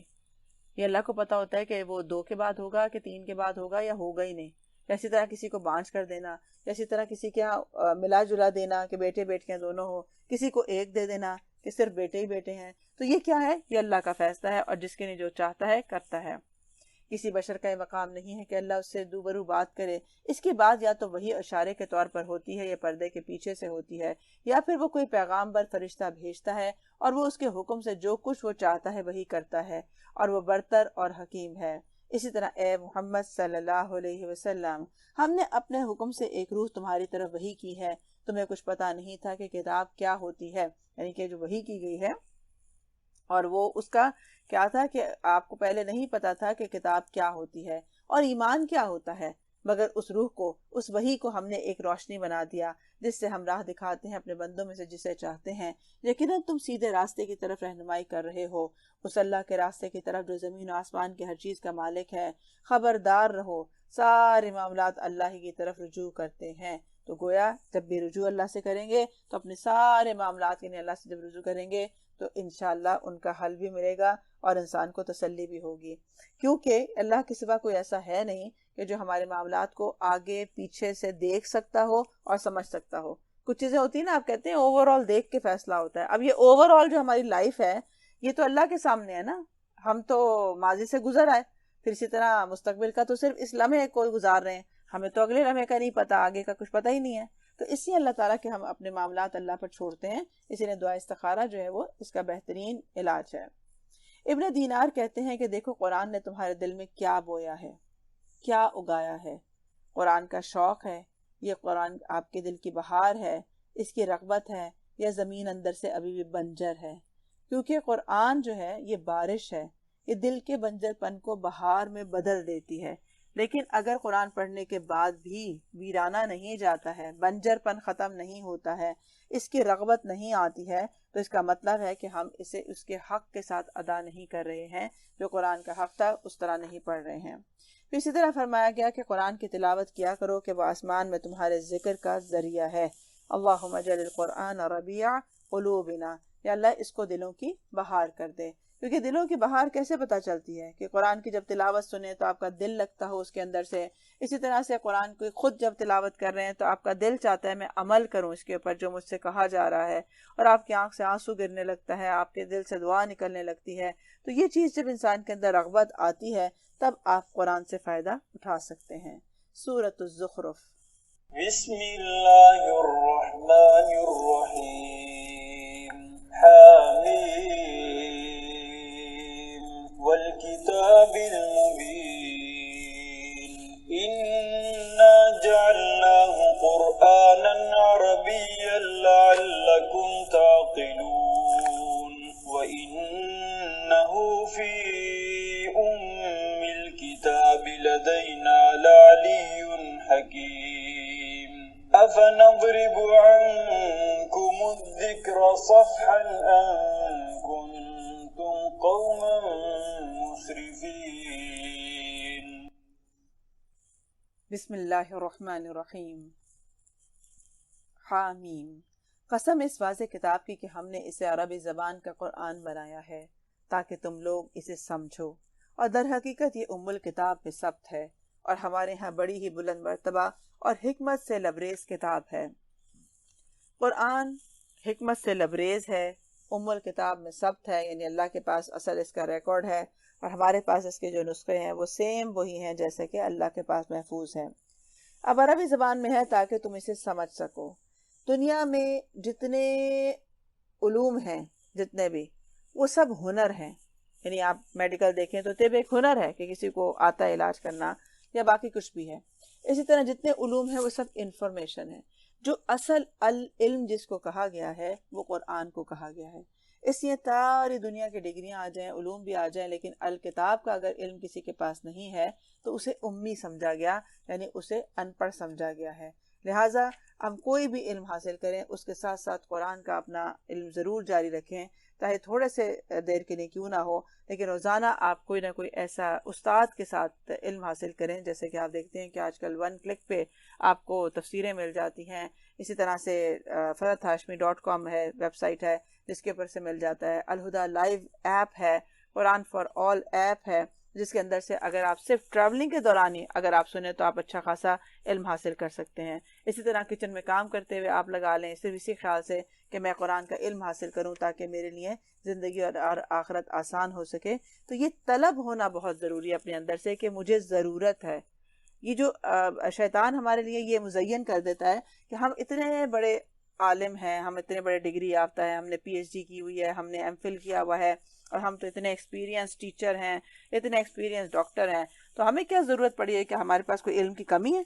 تو ہم بعض دفعہ اس میں آ جاتے ہیں کہ ہم قرآن کی طرف مائل نہیں ہوتے، اور ہم سمجھتے ہیں کہ جو علم ہے بس جو لے لیا دنیا میں وہی کمپنسیٹ کر رہا ہے دین کے علم کو. تو ایسی بات نہیں ہے. قرآن کو باقاعدہ علم کے طور پر سیکھنا چاہیے تاکہ عمل بدل سکے. اب کیا ہم تم سے بیزار ہو کر درس نصیحت تمہارے ہاں بھیجنا چھوڑ دیں صرف اس لیے کہ تم حد سے گزرے ہوئے لوگ ہو؟ کیونکہ بعض دفعہ ہوتا ہے نا کوئی شخص آپ کو تنگ کر رہا ہوتا ہے، ریئیکشن ایسے دے رہا ہوتا ہے کہ آپ ایک اچھی بات بتاتے ہیں، وہ آگے سے طنز کرتا ہے بہت زیادہ، پھر اسی طرح بہت آپ کو لیٹ ڈاؤن کرنے کی کوشش کرتا ہے. تو پوچھا جا رہا ہے کہ کیا آپ کی نصیحت کیونکہ آپ کو بہت بری لگتی ہے تو آپ کو کیا بتانا چھوڑ دیں؟ پہلے گزری ہوئی قوموں میں بھی بارہا ہم نے نبی بھیجے ہیں، کبھی ایسا نہیں ہوا کہ کوئی نبی ان کے ہاں آیا ہو اور انہیں اس کا مذاق نہ اڑایا ہو. پھر جو لوگ اس سے بدرجہ زیادہ طاقتور تھے انہیں ہم نے ہلاک کر دیا. پچھلے قوموں کی مثالیں گزر چکی ہیں. گویا کہ اس کو مذاق اڑانا یا اس کو اگنور کرنا جو ہے اس کے مختلف طریقے ہوتے ہیں، لیکن اس کے باوجود وما علینا الا البلاغ، ہمارا کام ہے مختلف طریقوں سے حکمت سے اللہ سے دعا کرتے ہوئے لوگوں کو خیر کی بات پہنچاتے رہیں جیسے جیسے ان کی ضرورت ہو. اگر تم ان لوگوں سے پوچھو کہ زمین اور آسمانوں کو کس نے پیدا کیا ہے تو یہ خود کہیں گے کہ انہیں اسی زبردست علیم ہستی نے پیدا کیا ہے، وہی نا جس نے تمہارے لیے زمین کو گہوارہ بنایا اور تمہاری خاطر راستے بنا دیے ہیں تاکہ تم اپنی منزل مقصود کی راہ کو پار سکو، جس نے خاص مقدار میں آسمان سے پانی اتارا اور اس کے ذریعے سے مردہ زمین کو جلا اٹھایا. اسی طرح ایک روز تم زمین سے برآمد کیے جاؤ گے، اور وہی جس نے تمام جوڑے پیدا کیے ہیں اور جس نے تمہارے لیے کشتیوں اور جانوروں کو سواری بنایا ہے تاکہ تم ان کی پشت پر چڑھو اور جب ان پر بیٹھو تو اپنے رب کا احسان یاد کرو اور کہو کہ پاک ہے وہ جس نے ہمارے لیے ان چیزوں کو مسخر کر دیا. سبحان الذی سخر لنا ھذا وما كنا له مقرنین وإنا إلی ربنا لمنقلبون. اور تم کہو کہ پاک ہے وہ جس نے ہمارے لیے ان چیزوں کو مسخر کر دیا ورنہ ہم انہیں قابو میں لانے کی طاقت نہیں رکھتے تھے، اور ایک روز ہمیں اپنے رب کی طرف پلٹنا ہے. اب جو کچھ سواریاں اللہ تعالیٰ نے بنائی ہیں، چاہے وہ جانوروں پر سوار ہوں یا کسی گاڑی پہ سوار ہوں، جہاز پہ سوار ہوں، بہرحال اس پہ بیٹھنے کا ایک ادب بتا دیا گیا ہے کہ اپنے رب کا احسان یاد کرو. کیونکہ انسان جب اپنی ہی ذرا بڑی گاڑی، اپنی ہی ذرا اچھی سواری، اپنے کسی ہنر کے ساتھ اچھی سی ڈرائیونگ یا کوئی بھی ایسی چیز ہوتی ہے تو انسان کے اندر تکبر آ جاتا ہے. لہٰذا ہر چیز پہ اللہ تعالیٰ نے ادب یہ سکھایا کہ یہ اللہ کی ذات ہے جس نے اس کو مسخر کیا آپ کے لیے. ورنہ آپ دیکھیں کیا ماہر ڈرائیور ہوتے ہیں اور ان کا ایکسیڈنٹ ہو جاتا ہے اور کیسے ہوتا ہے کہ جان نہیں بچتی کسی طرح، تو آخر وہ مہارت کہاں گئی اس وقت جس وقت کے ایکسیڈنٹ ہوا تھا؟ تو وجہ یہ ہے کہ جب تک اللہ کا اذن ہوتا ہے تو وہ چیز مسخر ہو جاتی ہے، اور جب اس کا اذن ختم ہو جاتا ہے تو پھر وہی چیز جو ہے خلاف ہو جاتی ہے. رسول اللہ صلی اللہ علیہ وسلم کے وہ اذکار موجود ہیں کہ جو سواریوں پر بیٹھتے وقت آپ کی زبان مبارک پر جاری ہوتے تھے. حضرت عبداللہ بن عمر فرماتے ہیں کہ رسول اللہ صلی اللہ علیہ وسلم جب سفر پر جانے کے لیے سواری پر بیٹھتے تو 3 مرتبہ اللہ اکبر کہتے، پھر یہ آیت پڑھتے سبحان الذی سخر لنا ھذا، اور اس کے بعد یہ دعا پڑھا کرتے تھے کہ اے اللہ میں تجھ سے درخواست کرتا ہوں کہ میرے اس سفر میں مجھے نیکی اور تقوی اور ایسے عمل کی توفیق دے دے جو تجھے پسند آ جائے. اے اللہ ہمارے لیے سفر کو آسان کر دے، ہماری مسافت کو لپیٹ دے. یا اللہ تو ہی سفر کا ساتھی اور ہمارے پیچھے ہمارے اہل و عیال کا نگہبان ہے. اے اللہ ہمارے سفر میں ہمارے ساتھ اور پیچھے ہمارے گھروں کی خبر گیری فرما. وہ بہت ہی اچھی دعا ہے. حضرت علی رضی اللہ عنہ فرماتے ہیں کہ ایک مرتبہ رسول اللہ صلی اللہ علیہ وسلم نے بسم اللہ کہہ کر رکاب میں پاؤں ڈالا، پھر سوار ہونے کے لیے فرمایا الحمدللہ سبحان الذی سخر لنا ھذا، پھر 3 مرتبہ الحمدللہ اور 3 مرتبہ اللہ اکبر کہا، پھر فرمایا سبحانک لا الہ الا انت قد ظلمت نفسی فاغفر لی. اس کے بعد آپ ہنس دیے. میں نے پوچھا یا رسول اللہ صلی اللہ علیہ وسلم آپ ہنسے کس بات پر؟ آپ نے فرمایا بندہ جب رب اغفر لی کہتا ہے تو اللہ کو اس کی یہ بات بہت پسند آتی ہے، اور وہ فرماتا ہے کہ میرا بندہ یہ جانتا ہے کہ میرے سوا مغفرت کرنے والا کوئی نہیں ہے، اس لیے وہ کہتا ہے رب اغفر لی. گویا کہ اللہ سبحانہ تعالیٰ کو اپنے بندے کی یہ آواز، اپنے بندے کا یہ انداز پسند ہے کہ اس کو پتا ہو کہ وہ اگر گناہ کرے گا یا کوئی نافرمانی کرے گا تو اللہ ہی کی طرف اسے پلٹ کر آنا ہے کہ جس کے سوا کوئی معاف کرنے والا نہیں ہے. یہ سب کچھ جانتے اور مانتے ہوئے بھی ان لوگوں نے اس کے بندوں میں سے بعض کو اس کا جز بنا ڈالا. حقیقت یہ ہے کہ انسان کھلا احسان فراموش ہے.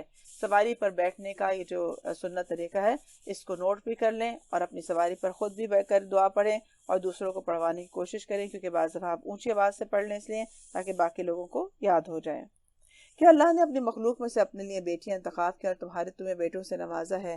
اور حال تو یہ ہے کہ جس اولاد کو یہ لوگ اس رحمان کے ساتھ طرف منسوب کرتے ہیں اس کی ولادت کی خوشخبری جب ان میں سے کسی کو دی جاتی ہے تو ان کے منہ پر سیاہی چھا جاتی ہے اور وہ غم سے بھر جاتے ہیں کہ اللہ کے حصے میں وہ اولاد آئی ہے جو زیوروں میں پالی جاتی، ہر بحث اور حجت میں اپنا مدعا پوری طرح واضح نہیں کر سکتی ہے. انہوں نے فرشتوں کو جو خدائے رحمان کے خاص بندے ہیں عورتیں قرار دے لیا. کیا ان کے جسم کی ساخت انہوں نے دیکھی ہے؟ ان کی گواہی لکھ لی جائے گی اور ان کو اس کی جواب دہی کرنی ہوگی۔ گویا کہ اپنے اندازے کے اوپر بھی دین کے بارے میں باتیں نہیں کرنی چاہیے۔ اسی طرح سے جیسے آتا ہے کہ جماعت پر اللہ کا ہاتھ ہے، تو تصور کرنا یا پھر اس کو بتانے کی کوشش کرنا کہ اللہ کا ہاتھ کتنا بڑا ہوگا، کیسا ہوگا، تو یہ سب چیزیں جو ہیں وہ زیبا نہیں ہیں کہ ہم وہ بات جس کی وضاحت اللہ تعالیٰ نے خود نہیں فرمائی تو اس کی وضاحت کی نہیں جا سکتی۔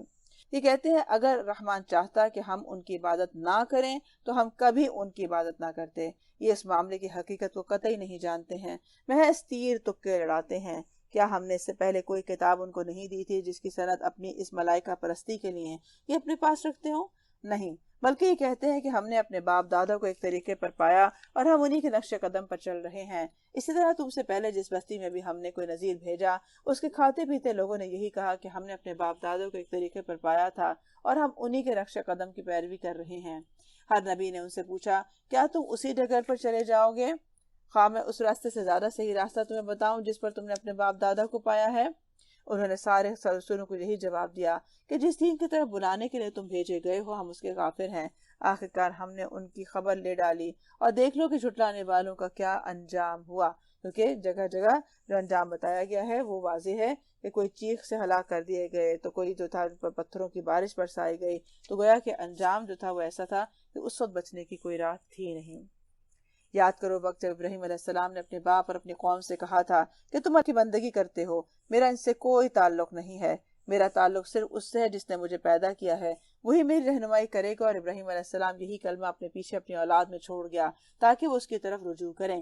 گویا کہ اپنے ساتھ ساتھ اپنے جو اہل و عیال ہیں، جو اپنی اولاد ہے، ان کے بھی عقائد کو درست کرنے کی ضرورت ہوتی ہے، کیونکہ بعض دفعہ ہم خود قرآن کی کلاسز میں جا رہے ہوتے ہیں، بچے اس وقت اسکول گئے ہوئے ہوتے ہیں، ان کا کوئی بیک گراؤنڈ نہیں ہوتا، اور نہ ہی ہم جا کے ذکر کرتے ہیں کہ آج ہم نے کیا پڑھا تھا۔ تو ضرور ایسا ہونا چاہیے کہ انسان جو کچھ پڑھ رہا ہے وہ اپنے گھر والوں کے لیول کے مطابق اس کے اندر سے کچھ چیزیں مارک کر لی جائیں کہ مجھے یہ بات اپنے گھر والوں سے شیئر کرنی ہے۔ اس کے باوجود جب یہ لوگ دوسروں کی بندگی کرنے لگے تو میں نے ان کو مٹا نہیں دیا، بلکہ میں انہیں اور ان کے باپ دادا کو متاع حیات دیتا ہی رہا، جہاں تک کہ ان کے پاس حق اور کھول کھول کر بیان کرنے والا رسول آ گیا۔ مگر جب وہ حق ان کے پاس آیا تو انہوں نے کہہ دیا کہ یہ تو جادو ہے اور ہم اس کو ماننے سے انکار کرتے ہیں۔ گویا کہ یہ بھی اللہ تعالیٰ کا بہت بڑا ظرف ہے کہ کوئی شخص اس کو نہ مانتا ہو لیکن اس کے باوجود اللہ تعالیٰ اس کو دنیا کی تمام رونقیں اور تمام چیزیں عطا کر دیتے ہیں، اس میں کوئی کمی نہیں آتی۔ کہتے ہیں کہ یہ قرآن دونوں شہروں کے بڑے آدمیوں میں سے کسی پر کیوں نہیں نازل ہوا؟ کیا تیرے رب کی رحمت یہ لوگ تقسیم کرتے ہیں؟ دنیا کی زندگی میں ان کی گزر بسر کے ذرائع تو ہم نے ان کے درمیان تقسیم کیے ہی ہیں، اور ان میں سے کچھ لوگوں کو کچھ دوسرے لوگوں پر ہم نے بدرجہ فوقیت دی ہے تاکہ ایک دوسرے سے خدمت لے سکیں۔ اب یہ بات ہے سمجھنے والی کہ کسی کو باس بنا دیا تو کسی کو سبارڈینیٹ بنا دیا، پھر اسی طرح سے آپ دیکھیں کہ ہر ایک کے اندر کوئی نہ کوئی اور آگے سے آگے لوگ بنا دیے گئے، تو کیوں کیا ہے؟ تاکہ وہ ایک دوسرے سے خدمت لے سکیں۔ کیونکہ وہ جو آتا ہے نا کہ میں بھی رانی تو بھی رانی کون بھرے گا پانی، یہ وہ والی بات ہے کہ پھر سارے اگر بادشاہ لگ جاتے تو پھر دنیا کا نظام جو تھا وہ چوپٹ ہو جاتا۔ اور تیرے رب کی رحمت اس دولت سے زیادہ قیمتی ہے جو ان کے رئیس سمیٹ رہے ہیں، اللہ کی رحمت کا مل جانا، کیونکہ ہم صرف رزق کا پیمانہ بناتے ہیں۔ مثلا ہم کہتے ہیں نا فلاں پہ بڑا اللہ کا فضل ہے، لکھا بھی جاتا ہے اوپر ھذا من فضل ربی، وہ ہوتا ہے جس کی کوٹھی بہت بڑی ہو، جس کی گاڑیوں کی لائن لگی ہو، جس کے نوکر چاکر ہو، جس کی ریل پہ لو مال و دولت کی، ہم اسے صرف رحمت سمجھتے ہیں۔ اور اگر کسی کے پاس دینداری ہے، اگر کوئی دن رات اپنے جو ہے وہ لوگوں کو سکھانے میں گزارتا ہے، حالانکہ اس کے پاس گاڑی بڑی نہیں ہے زیادہ، ہم اسے رحمت کاؤنٹ ہی نہیں کرتے۔ اور تیرے رب کی رحمت اس دولت سے زیادہ قیمتی ہے جو ان کے رئیس سمیٹ رہے ہیں۔ اگر یہ اندیشہ نہ ہوتا کہ سارے لوگ ایک ہی طریقے کے ہو جائیں گے تو ہم رحمان سے کفر کرنے والوں کے گھروں کی چھتیں، ان کی سیڑھیاں جن سے وہ اپنے بالا خانوں پر چڑھتے ہیں، اور ان کے دروازے، ان کے تخت جن پر وہ تکیہ لگا کر بیٹھتے ہیں، سب چاندی اور سونے کے بنوا دیتے۔ یہ تو محض حیات دنیا کی متاع ہے، اور آخرت تیرے رب کے ہاں صرف متقین کے لیے ہے۔ بہت اہم بات ہے یہ بات، اللہ ہمیں سمجھا دے اس بات کو کہ جو کچھ ہم قرآن کے ساتھ وقت لگاتے ہیں یا ہم اس کو اپنی دینداری اور عبادت میں وقت لگاتے ہیں، یہی اصل میں ہمارے حق میں حجت ہونے والا ہے، جس کا ہمیں ریوارڈ ملنے والا ہے۔ اور اسی کے لیے ہم سارا دن یہ کہتے رہتے ہیں، زندگی گزار دیتے ہیں، بس کیا کروں ٹائم ہی نہیں ملتا۔ تو وجہ کیا ہے کہ ہمارا جو ٹائم ہے وہ کہاں جاتا ہے؟ کسی کا ٹائم دولت کمانے میں جاتا ہے، دولت کمانے میں جا رہا ہے، اور دوسرے کا ٹائم بس اس کو خرچ کرنے میں جا رہا ہے کہ خرچ پہ شاپنگ ہو رہی ہے، خرچے پہ خرچہ ہو رہا ہے، تو اس کے لیے بھی ٹائم باقی چیزوں کے لیے نہیں نکلتا۔ ویسے کی بات جو ہے یہ اہم ہے یہاں پر کہ اگر اللہ تعالیٰ سونے چاندی یا کسی بھی اللہ کے نزدیک کوئی اہمیت ہوتی ان چیزوں کی تو کافروں کے دروازے کھڑکیاں سونے کی چاندی کے بنا دیتے ہیں، لیکن صرف اس لیے کہ لوگ ادھر نہ پھر جائیں، کفر کی طرف نہ چلے جائیں، اس چیز کو نہیں کیا گیا۔ رسول اللہ صلی اللہ علیہ وسلم نے فرمایا سونے چاندی کے برتنوں میں کھاؤ پیو نہیں، کیونکہ یہ دنیا میں ان کے لیے ہیں اور آخرت میں بھی ہمارے لیے ہیں، یعنی آخرت میں ہمارے لیے اور دنیا میں کفار کے لیے ہیں۔ اس لیے سونے چاندی کے برتن رکھنا، کیونکہ ہمارے پاس بہت دولت ہے، ہم اپنے برتن بھی اس کے رکھ سکتے ہیں، تو یہ درست نہیں ہے، اسی لیے کہ اللہ کی نظر میں دنیا ذلیل اور خوار ہے۔ رسول اللہ صلی اللہ علیہ وسلم نے فرمایا کہ اگر دنیا کی قدر و قیمت اللہ کے نزدیک ایک مچھر کے پر کے برابر بھی ہوتی تو کسی کافر کو یہاں پانی کا ایک گھونٹ بھی نہ پلایا جاتا، کیونکہ یہ اللہ تعالیٰ کے نزدیک حقیر ہے، لہٰذا دنیا اتنی ہی زیادہ ہو جاتی ہے بعض دفعہ جتنا کوئی اللہ سے دور ہو جاتا ہے۔ رسول اللہ صلی اللہ علیہ وسلم نے فرمایا بے شک اللہ تعالیٰ تمہاری صورتوں اور مالوں کو نہیں دیکھے گا، بلکہ وہ تمہارے دل اور اعمال کو دیکھتا ہے، لہٰذا نظر اس پر ہونی چاہیے کہ آخرت تیرے رب کے ہاں صرف متقین کے لیے ہے، اور تقویٰ کہاں ہے؟ آپ نے دل کی طرف اشارہ فرمایا کہ تقویٰ ہاں ہونا، چاہے تقویٰ سے کام لو چاہے لوگ تمہیں فتویٰ ہی کیوں نہ دیں۔ جو شخص رحمان کے ذکر سے تغافل برتتا ہے ہم اس پر ایک شیطان مسلط کر دیتے ہیں۔ ہائی لائٹ کریں، بہت اہم بات ہے، بہت اہم بات ہے۔ کچھ لوگ کہتے ہیں ہم پہ جادو ہو گیا ہے، کچھ لوگ کہتے ہیں ہمیں شیاطین بہت تنگ کرتے ہیں، کچھ کو وسوسے بہت آتے ہیں، کچھ کے لیے نماز میں اٹھنا مشکل ہو جاتا ہے۔ تو یہ ساری بات کیا ہے کہ جو شخص رحمان کے ذکر سے تغافل برتتا ہے ہم اس پر ایک شیطان مسلط کر دیتے ہیں اور وہ اس کا رفیق بن جاتا ہے۔ یہ شیاطین ایسے لوگوں کو راہ راست پر آنے سے روکتے ہیں اور وہ اپنی جگہ یہ سمجھتے ہیں کہ ہم بالکل ٹھیک جا رہے ہیں۔ آخر کار جب یہ شخص ہمارے یہاں پہنچے گا تو اپنے شیطان سے کہے گا کاش میرے اور تیرے درمیان مشرق و مغرب کی دوری ہوتی، تو بدترین ساتھی نکلا۔ اس وقت ان لوگوں سے کہا جائے گا کہ جب تم ظلم کر چکے تو آج یہ بات تمہارے لیے کچھ بھی نفع بخش نہیں ہے کہ تم اور تمہارے شیاطین عذاب میں مشترک ہیں۔ یعنی یہ بات اللہ تعالیٰ نے پہلے ہی سمجھا دی ہے کہ وہ آپ کا خیر خواہ نہیں ہے، لیکن اس کے باوجود کوئی اگر اس کے کہے میں آ کر کوئی اعمال کرتا ہے تو پھر اس کا اپنا اعمال ہی اس کا اجر لے کر آئے گا یا اس کی جزا اسے ملے گی۔ اس وقت وہ یہ نہیں کہہ سکتا کہ مجھے فلاں نے بہکایا تھا، مجھے تو شیطان نے ورغلایا تھا یا کسی دوست نے کہا تھا۔ اس وقت پھر وہ اپنی جو ذمہ داری ہے اسی کے مطابق اجر اور ثواب یا جزا سزا دیا جائے گا۔ اب کیا اے نبی صلی اللہ علیہ وسلم تم بہروں کو سنواؤ گے یا اندھوں اور سری گمراہی میں پڑے ہوئے لوگوں کو راہ راست دکھاؤ گے؟ اب تو ہمیں ان کی سزا دینی ہے، خواہ تمہیں دنیا سے اٹھا لیں یا تم کو آنکھوں سے ان کا وہ انجام دکھا دیں جس کا ہم نے ان سے وعدہ کیا ہے، ہمیں ان پر پوری قدرت حاصل ہے۔ تم بہرحال اس کتاب کو مضبوطی سے تھامے رہو جو وحی کے ذریعے سے تمہارے پاس بھیجی گئی ہے، اور یقیناً تم سیدھے راستے پر ہو۔ اب قرآن کو تھامے رکھو مضبوطی کے ساتھ جو وحی کے ذریعے سے بھیجی گئی ہے۔ قرآن مجید اللہ کی رسی ہے اور اس کو مضبوطی سے پکڑنا گمراہی سے بچاتا ہے، اور اللہ سے مضبوط تعلق ہلاکت سے بچاتا ہے، اور اللہ کی طرف جانے والا اس بات کا محتاج ہے کہ اسے راستہ دکھایا جائے اور اس پر چلایا جائے۔ اس لیے قرآن بہترین مددگار ہے، جب کوئی صراط مستقیم پر چلنا چاہے تو یہی لے کر جانے کا ذریعہ ہے۔ رسول اللہ صلی اللہ علیہ وسلم نے فرمایا لوگوں میں سے کچھ اللہ والے ہیں۔ لوگوں نے عرض کیا کہ اللہ کے رسول وہ کون لوگ ہیں؟ آپ نے فرمایا کہ وہ قرآن پڑھنے اور پڑھانے والے ہیں جو اللہ والے ہیں اور اس کے نزدیک خاص لوگ ہیں۔ گویا کہ قرآن کے ساتھ جتنا زیادہ شغف ہوتا ہے، جتنا زیادہ اس کا پڑھنا ہوتا ہے، پڑھانا ہوتا ہے، اس پر محنت ہوتی ہے، تو وہ ان کو اللہ تعالیٰ نے اللہ والے کہا ہے۔ حقیقت یہ ہے کہ یہ کتاب تمہارے لیے اور تمہاری قوم کے لیے ایک بہت بڑا شرف ہے۔ آپ دیکھیں باقی مذاہب کے اندر جو پاپ ہیں یا جو ہیڈ ہے ان کا، جو مذہبی اسکالر ہوں گے، تو وہ صرف کتاب ان کو پڑھنے کی اجازت ہوتی ہے، باقی عوام کو کتاب پڑھنے کی اجازت نہیں ہوتی اس طرح سے۔ تو یہ ایک بہت بڑا شرف ہے کہ ایک اللہ کا کلام تھا جو اللہ تعالیٰ نے بغیر کسی تحریف کے اس کی حفاظت کرتے ہوئے ہم تک پہنچایا، اور یہ ہر شخص پڑھ سکتا ہے، ہر شخص سمجھ سکتا ہے، ہر شخص اس کی روشنی میں چل سکتا ہے۔ یہ کوئی اتنی مشکل باتیں نہیں ہیں کہ صرف بڑے لوگ سمجھ سکتے ہیں اور عام آدمی کو تو سمجھ میں نہیں آتا، بلکہ ایک بہت بڑا شرف ہے، اور عنقریب تم لوگوں کو اس کی جواب دہی کرنی ہوگی۔ کیوں؟ کیونکہ جتنی بڑی نعمت ہوتی ہے اس کا حساب بھی پھر اسی طرح سے لیا جاتا ہے۔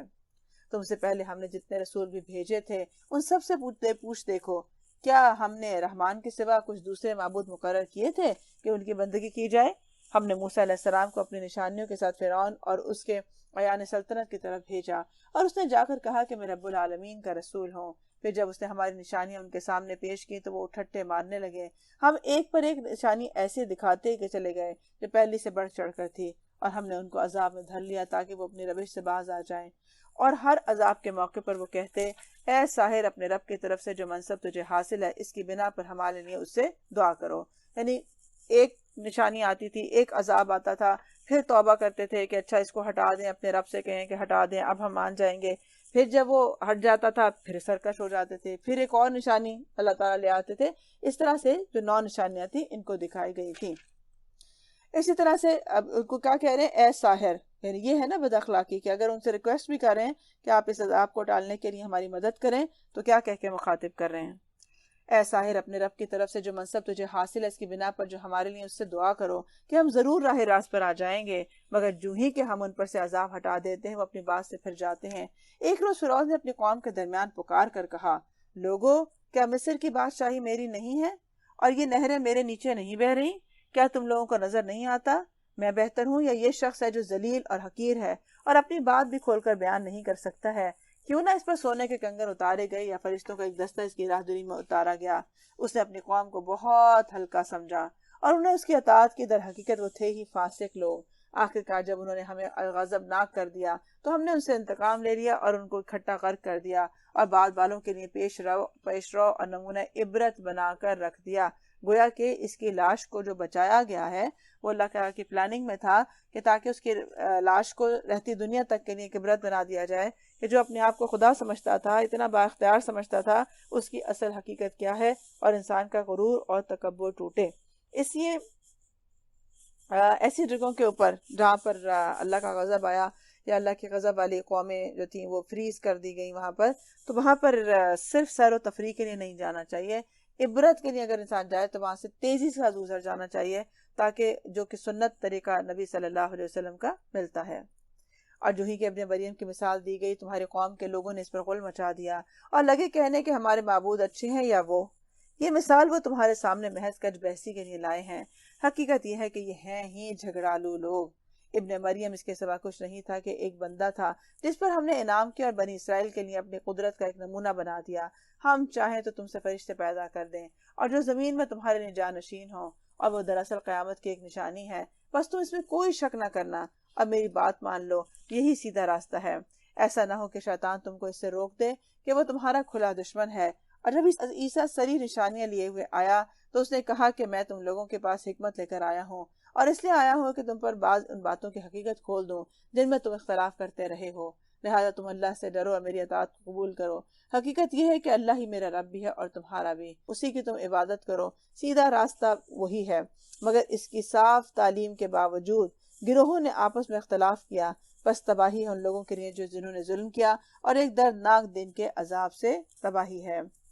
کیا یہ لوگ اب بس اسی چیز کے منتظر ہیں؟ کس چیز کے؟ کہ اچانک ان پر قیامت آ جائے اور انہیں خبر بھی نہ ہو، کیونکہ ہر انسان کی جب موت آ جاتی ہے تو ایک طرح سے اس کی تو قیامت آ چکی ہوتی ہے، اس کا تو فیصلہ ہو رہا ہوتا ہے۔ وہ دن جب آئے گا تو متقین کو چھوڑ کر باقی سب دوست ایک دوسرے کے دشمن ہو جائیں گے۔ اس روز ان لوگوں سے جو ہماری آیات پر ایمان لاتے تھے اور مطیع فرما بردار بن کر رہے تھے کہا جائے گا کہ اے میرے بندو، آج تمہارے لیے کوئی رنج نہیں ہے اور نہ تمہیں کوئی غم لاحق ہوگا۔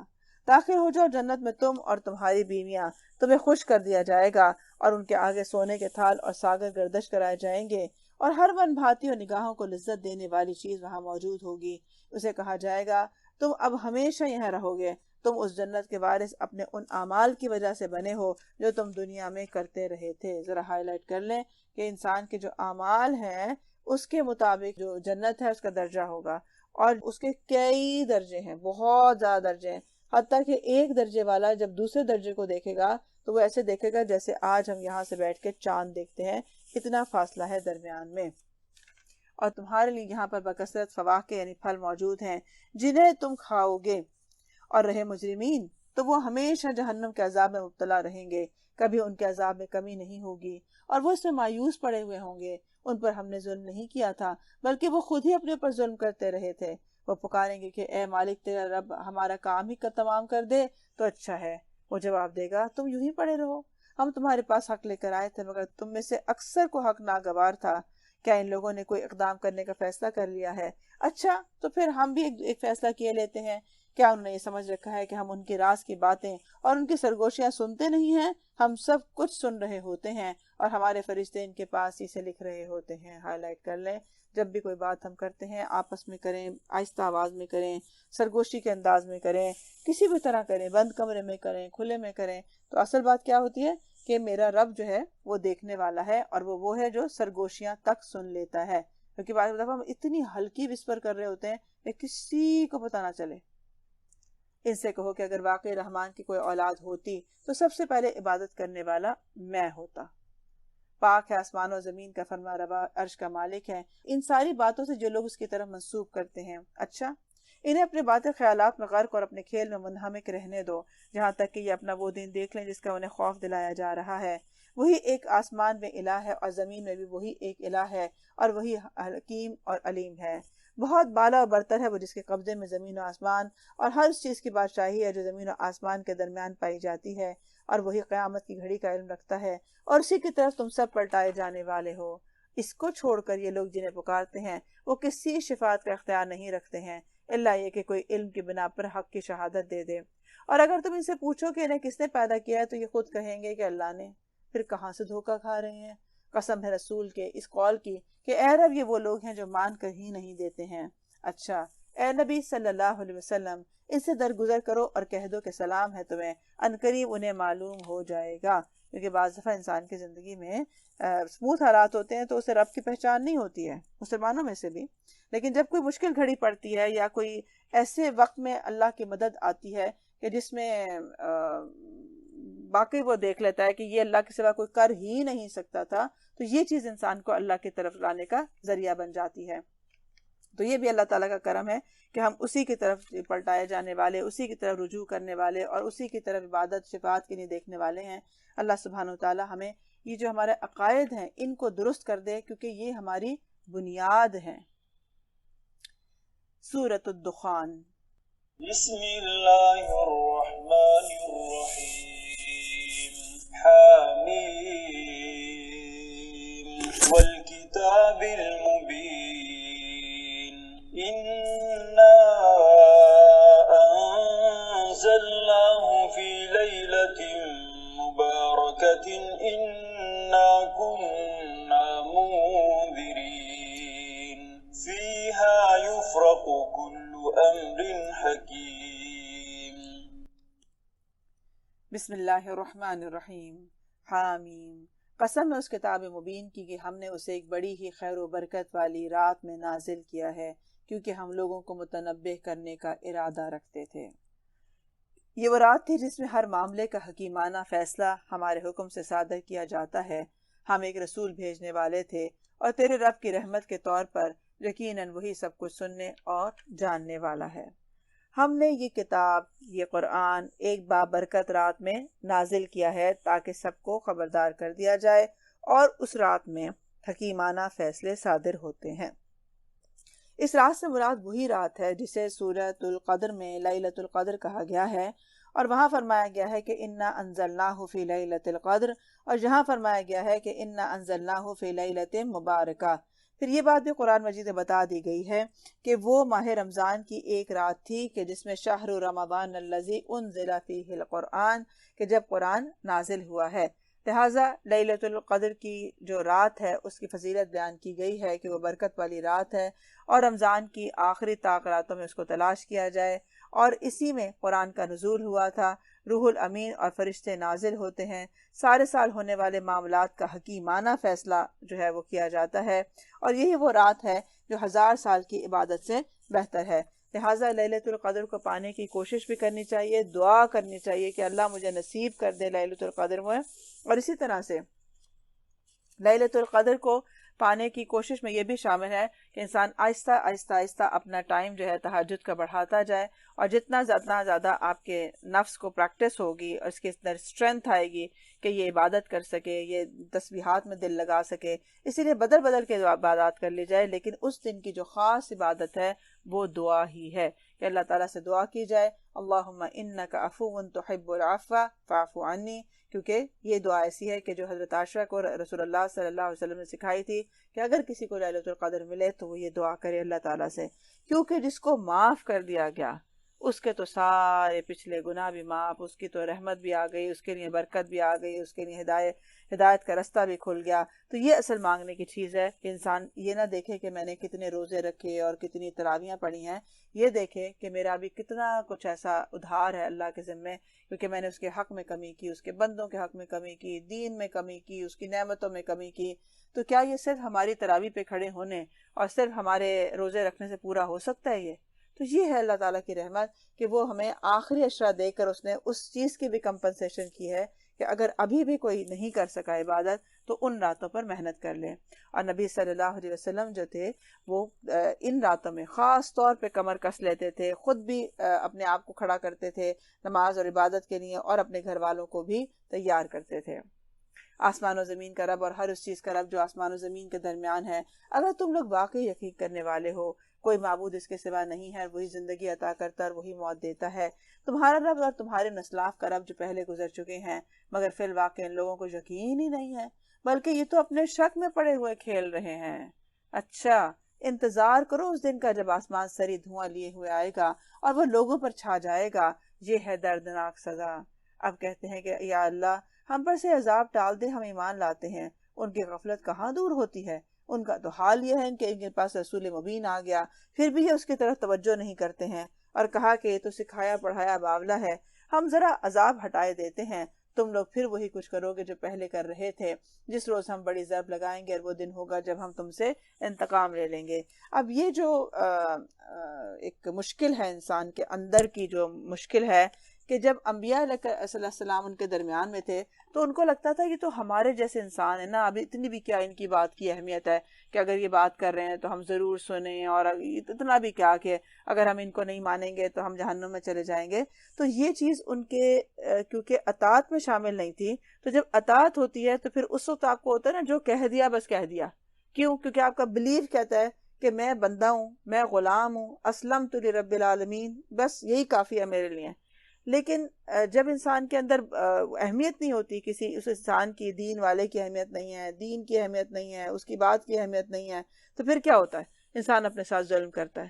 پھر وہ قرآن کی مجلس میں آ کر بیٹھ بھی جائے تو وہ نہیں لے پاتا جو قرآن سے سیکھنا جاتا ہے یا قرآن جو دے رہا ہوتا ہے اس کو، کیونکہ وہ جتنے کم ظرف کے ساتھ سیکھے گا اتنا کم اس کے اندر جائے گا، کیونکہ برتن جتنا ہوتا ہے اسی میں آپ اتنی چیز ڈال سکتے ہیں نا۔ اسی لیے یہی وہ قرآن ہے جس کے ذریعے سے صحابہ کرام رضی اللہ بن گئے، یہی وہ قرآن ہے جس کو نہ سمجھ کر ابو جہل کہاں سے کہاں پہنچ گیا۔ تو یہ دیکھنے کی ضرورت ہے کہ ہم اس قرآن سے لیتے کیا ہیں۔ ہم ان سے پہلے فرعون کے قوم کو اسی آزمائش میں ڈال چکے ہیں۔ ان کے پاس ایک نہایت شریف رسول آیا اور اس نے کہا اللہ کے بندوں کو میرے حوالے کرو، میں تمہارے لیے ایک امانت دار رسول ہوں، اللہ کے مقابلے میں سرکشی نہ کرو، میں تمہارے سامنے اپنی ماموریت کی سری دلیل سند پیش کرتا ہوں، اور میں اپنے رب اور تمہارے رب کی پناہ لے چکا ہوں اس سے کہ تم مجھ پر حملہ آور ہو، اگر تم میری بات نہیں مانتے تو مجھ پر ہاتھ ڈالنے سے باز رہو۔ آخرکار اس نے اپنے رب کو پکارا کہ یہ لوگ مجرم ہیں۔ جواب دیا گیا اچھا تو راتوں رات میرے بندوں کو لے کر نکل پڑو، تم لوگوں کا پیچھا کیا جائے گا، سمندر کو اس کے حال پر کھلا چھوڑ دو، یہ سارا لشکر غرق ہونے والا ہے۔ گویا کہ جب کوئی مشکل آئی تو انبیاء علیہ السلام نے اپنے رب کو پکارا اور پھر اللہ تعالیٰ نے ان کی تدبیر کر دی۔ جیسے ہم کہتے ہیں نا، پھر مجھے آئیڈیا آیا کہ میں ایسے کر لیتا ہوں، بس ایسے اللہ نے میرے دل میں یہ بات ڈالی۔ تو وہ جو کیوں ڈالی آپ کے دل میں؟ کیونکہ آپ اللہ سے رجوع کر رہے تھے۔ ہم کہتے ہیں نا فلاں کو تو بڑے آئیڈیاز آ جاتے ہیں، مجھے کیوں نہیں آتے؟ اس سے کہ وہ رجوع کر رہا ہے، یا اللہ میں مشکل میں ہوں، میں کیا کروں، میں اس سے میں نجات کیسے کروں؟ اب وہ جب کہہ رہا ہے کہ میں کیسے کروں، تو پھر اللہ تعالیٰ وہ حالات، واقعات، وہ لوگوں کو مددگار، وہ ہر چیز پھر اس کے ساتھ ساتھ جو ہے وہ جڑنا شروع ہو جاتی ہے، جس سے ایک واقعہ پورا ہوتا ہے۔ اب کتنے ہی باغ اور چشمے اور کھیت اور شاندار محل تھے جو وہ چھوڑ گئے تھے، کتنے ہی عیش کے سر و سامان تھے جن میں وہ مزے کر رہے تھے اور ان کے پیچھے دھرے کے دھرے رہ گئے۔ یہ ہوا ان کا انجام، اور ہم نے دوسروں کو ان چیزوں کا وارث بنا دیا۔ پھر نہ آسمان ان پر نویا اور نہ زمین، اور ذرا سی مہلت بھی ان کو نہیں دی گئی۔ گویا کہ اس سے پتہ چلا کہ یہ جو ہماری زمین ہے اور آسمان ہے، یہ نیک لوگوں کے ہونے کے وجود سے خوش ہوتے ہیں، جیسے کہ انسان بھی خوش ہوتے ہیں۔ جب ہمارے اندر کوئی اچھا انسان ہوتا ہے تو ہم کہتے ہیں کہ اس کا ہونا ہمارے لیے رحمت ہے، اس کا ہونا ہمارے لیے نجات کا ذریعہ ہے، کیونکہ ہمیں یہ نیکی کی بات بتاتا ہے. تو اسی طرح زمین و آسمان بھی اس کی برکت کو محسوس کرتے ہیں. لیکن جب کوئی بدکار شخص ہوتا ہے، جب کوئی اللہ کا نافرمان ہوتا ہے، تو وہ بوجھ ہوتا ہے زمین اور آسمان کے اوپر. اسی لیے کہا جا رہا ہے کہ فرعون جیسا شخص چلا گیا تو نہ زمین روئی نہ آسمان رویا. اور آپ دیکھیں یہ محاورے کے طور پر بھی بولا جاتا ہے، لیکن یہاں پر یہ بیان بھی ایسا ہی ہوا ہے، کیونکہ وہ خوش ہوتے ہیں زمین و آسمان کہ ہمیں نجات مل گئی ایک ایسے شخص سے جو ہمارے پر بوجھ تھا، جو نافرمانیاں کیا کرتا تھا. اس طرح سے بنی اسرائیل کو ہم نے سخت ذلت کے عذاب فرعون سے نجات دے دی، جو حد سے گزر جانے والوں میں فی الواقع بڑے اونچے درجے کا آدمی تھا. یعنی کیٹیگریز ہے نا، نافرمان میں بھی کون بڑا نافرمان ہے، تو وہ حدیں کراس کرنے میں بھی بڑے اونچے درجے کا تھا. اور ان کی حالت جانتے ہو، ان کو دنیا کی دوسری قوموں پر ترجیح دی گئی، انہیں ایسی نشانیاں دکھائی گئیں جن میں سری آزمائش تھی. تو گویا اللہ کی طرف سے جتنی بڑی نعمتیں ہوتی ہیں، جتنی بڑی انسان کو صلاحیتیں ملتی ہیں، اور اتنی بڑی آزمائشیں بن جاتی ہے. آج بھی آپ دیکھیں کہ ہمارے درمیان میں علماء کرام موجود ہیں جو دین کو پڑھانے والے ہیں، سمجھانے والے ہیں. آج ہمیں ان کی کتنی قدر ہے، کیونکہ بعض دفعہ جب انسان قرآن پڑھتا ہے نا تو آدمی حیرت سے پوچھتا ہے کہ یہ کیوں ایسے لوگ تھے کہ اتنا، آج ہم ہو نا، ہم تو کہیں اللہ ہمیں کوئی نبی صلی اللہ علیہ وسلم کا ساتھ مل جائے کسی طرح تو ہم تو بس بہت ہی لکی سمجھیں، ہم تو ہر بات ان کی مانیں، ہم تو بس بہت ہی متقی پرہیزگار ہو جائیں، اگر ہمیں ان کی صحبت ملتی تو ہم تو ایسے ہوتے. اور یہ کتنے ایسے لوگ تھے، بد نصیب لوگ تھے جن کو نبی کی صحبت مل رہی تھی اور پھر یہ انکاری تھے، پھر توجہ نہیں کر رہے تھے، اہمیت نہیں دے رہے تھے. تو اگر ہم سے یہ سوال کیا جائے کہ آج آپ کے درمیان میں یہی قرآن موجود ہے، وہی نبی کی سنت موجود ہے، اور وہی چیزیں احکامات ہیں جو اس وقت تھے، آپ کتنا اس پہ توجہ کرنے والے ہیں؟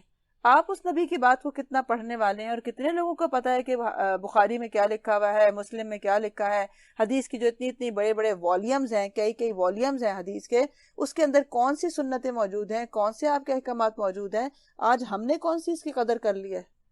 تو یہ صرف نہیں ہے کہ ہم ایک شخصیت پرستی والی کا انداز اپنا کے ایک ہم جذباتی سی نعتیں پڑھیں جس میں یہ بھی نہ پتا ہو کہ شرکی الفاظ ہیں کہ نہیں ہیں، اور بتیاں لگائیں اور روشن کریں اور ہم نے نبی صلی اللہ علیہ وسلم کے نبی ہونے کا حق ادا کر دیا اس امت ہونے کے ناطے.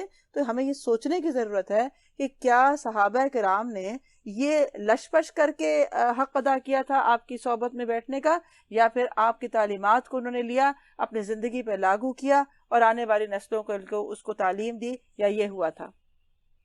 تو آج بھی ہم یہ اسی طرح کا رویہ اختیار کر سکتے ہیں کہ کچھ وہ لوگ ہیں کہ جو دین کو اہمیت دیتے ہیں، دین والوں کو اہمیت دیتے ہیں.